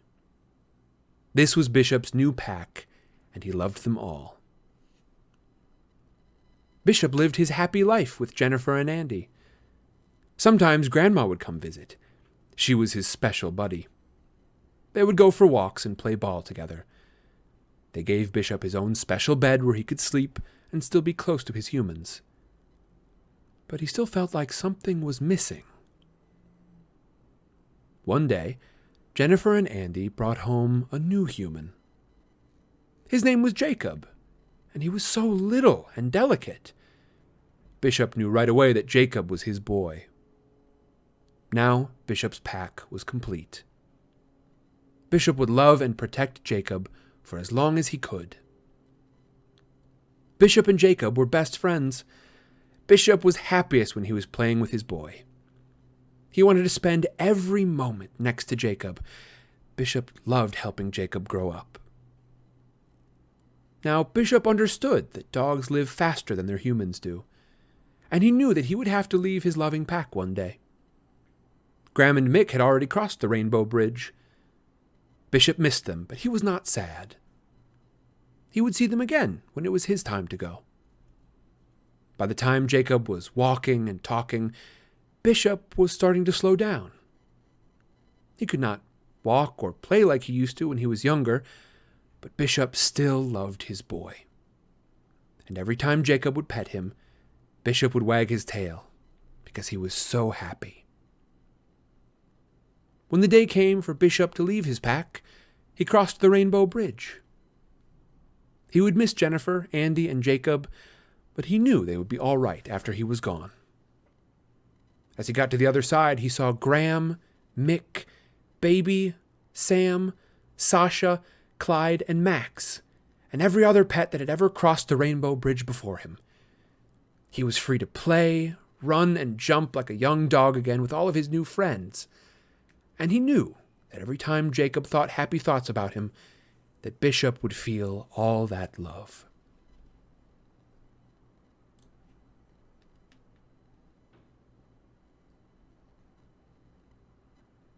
The end.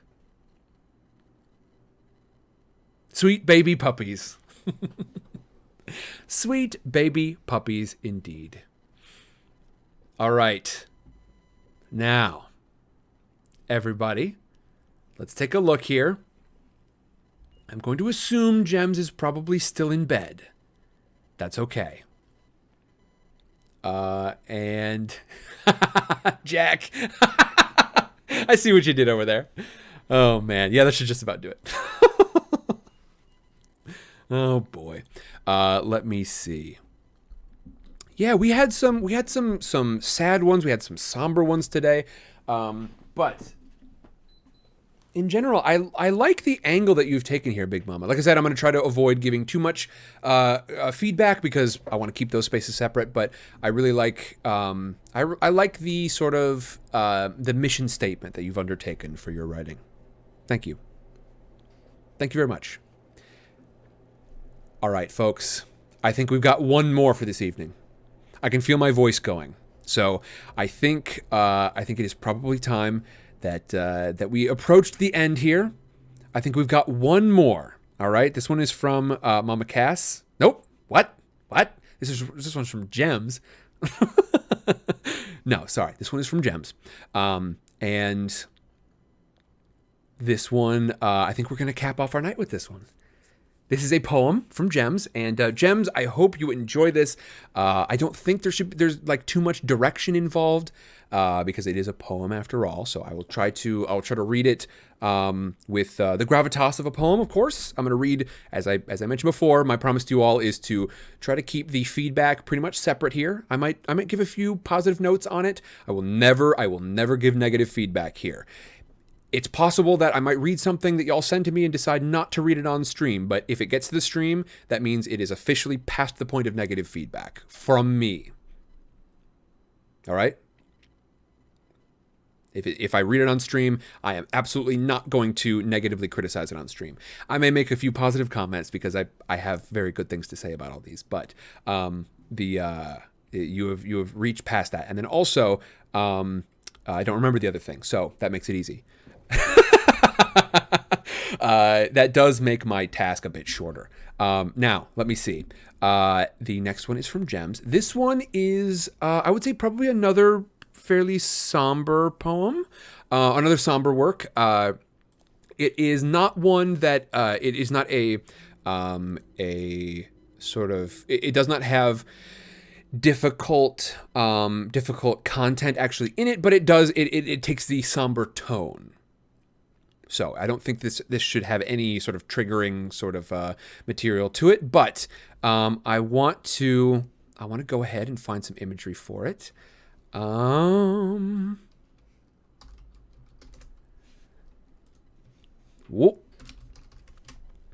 All right, let me see. Here we go. And let's see. Y'all may have sort of sussed this out from what we've talked about in from what we've done with Harry Potter, but y'all know I always gravitate toward the sort of grittier, like darker art. So my eyes are immediately drawn to like this and this. Not so much this, as much as just like I like something with like sharp colors, sometimes darker colors. I like them to be a little grittier, but you know, what can you do? Not like gritty for the sake of gritty, but if it's describing a gritty thing, I try to lean towards that more than I try to go for like just the cartoony version of depicting that gritty thing. I think I'm going to go with this one. I think this makes sense. It's a bit small. Can I jump in on this a little bit? There we go. And I need to be out of the way. Where's the best spot for me to live here, do we think? Oh, not off screen. We know that much. I just need to be smaller, I guess. Zoop. Itty bitty living space. Oh, no, I'm stuck. Well, I'm stuck now. Okay, well, don't worry. You can still see me on screen. I'm fully out of the way, so I guess it's fine. Okay, hey, no big deal. Unlimited cosmic power. Itty bitty living space. Oh, great. Now we've got 2 JCAs in here. I'm never going to know which one you are. Kibo, you gotta just nickname yourself straight up Kibo over in Discord. Otherwise, I'm gonna go nuts. I'm gonna go nerds. I'll remember that y'all two are connected. Unless you really do unless you just change it back and forth and you're really just using one account every single time. Okay, I'm gonna try one more time to move this into a better position. Okay, there we go. There we go. At least it doesn't look absolutely buck wild. Okay. There we go. I think this seems like appropriate position. Okay. The hive mind has come to a consensus. Indeed. Here we go. This is another somber one. Somber in tone, not in content.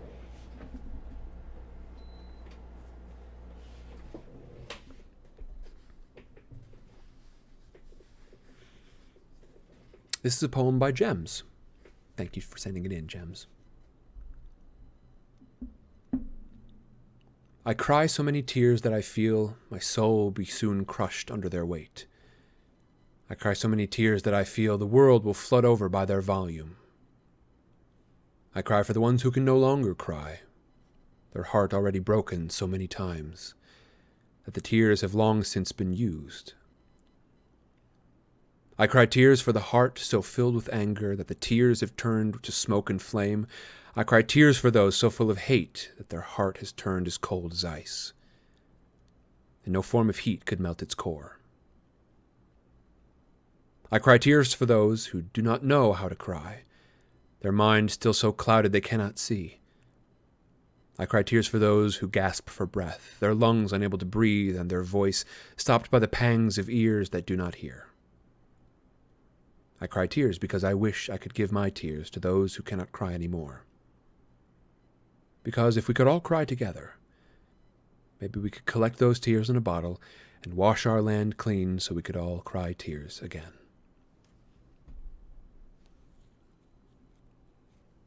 Thank you very much, Gems. And of course, that was, I believe, our first bit of poetry, right? That was the first bit of poetry sent in here. Thank you very much, Gems. I hope you enjoy that whenever you happen to catch it later on. I waited as long as I could. I'm sorry. Everyone, I think that is going to be it for me tonight. I can feel, like I said, I can feel my voice starting to go, and it is going to be important to maintain that because we've still got another 2 days of book fair coming up. I will see you all tomorrow, 11 a.m. Pacific time, 4 p.m. Pacific time. It's the beginning of Spooky Month. That's right, gang. I hope you have a great one. Big Mama, don't worry, I got you. I'm going to use my last bit of my last bit of gas here for you. Let me know when you are ready. And don't worry, I'll give you a countdown from like 10, and then I'll give you a big pause, like 3 to 5 seconds, and then I'll do it. Okay. Gwendog says, I didn't know I'd be sweating and crying this stream. Sparkle Lovegood says, did we read Lord of the Rings? Yes, indeed. That was earlier in the week. That was yesterday? No, the day before. Yes, that was Tuesday evening. Tuesday evening we read that one. So you should be able to find that here on Twitch. You'll be able to find, I'm not pulling down anything early. I'm not pulling down any of the book fair stuff early. But once it's no longer on Twitch, that will be available over on Patreon for patrons. All the stuff from before book fair, everything sort of not related to this book fair, everything from before book fair is now open to the general public. You can go over there to find it. There's some behind the scenes stuff over there. There will be new behind the scenes stuff for patrons, but any of the old stuff, this is kind of my plan for how it's going to work. You patrons are going to, like we talked about earlier today, you are excellent partners, and we are going to create some stuff together. You'll get to see it early, and then as of our next book fair, everyone else will be able to see it as well. So, everyone, I thank you very much for joining me tonight. I think this went pretty well. I look forward to doing more of this. Don't forget, in the future, you can get in on this at any level of patronage. If you are at the $3 level, you've got 300 word limit. Basically, just take the number in American dollars and add 2 zeros to it.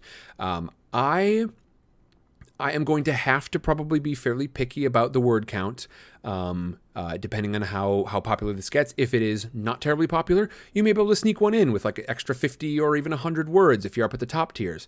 If you're down at the lower tiers, then you might be able to sneak in an extra, 20 words or so. But if this does start to get fairly popular, I will unfortunately have to bump those to the back of the line, and that might mean that they don't get read at all. So we'll have to keep it inside the word count.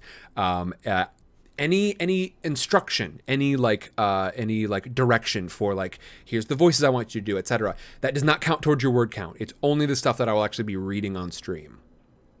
So if you have if you've got specific voices in mind, if you want to say like, I want this one to sound like Luna Lovegood and this one to sound like Percy Jackson, you let me know. That does not count toward your word count. All right, there you go. Everyone, I hope you enjoy, as Gwendog puts it, diving into Patreon, because yes, that's how I want y'all to think about it. Patreon is not just like, it's not like buy me a coffee or one of those things where it's just like there's nothing there. It's just a good way to support. There's going to be, there's stuff over there. There's stuff to see, especially if you are a patron. And there will be more and more over time. I plan to continue to regularly update that. Now that book fair is over, I am especially going to be, I plan to be regularly updating that, period. Now that book fair is over, I'm going to have more time to dedicate toward doing additional recordings of things and additional behind-the-scenes stuff.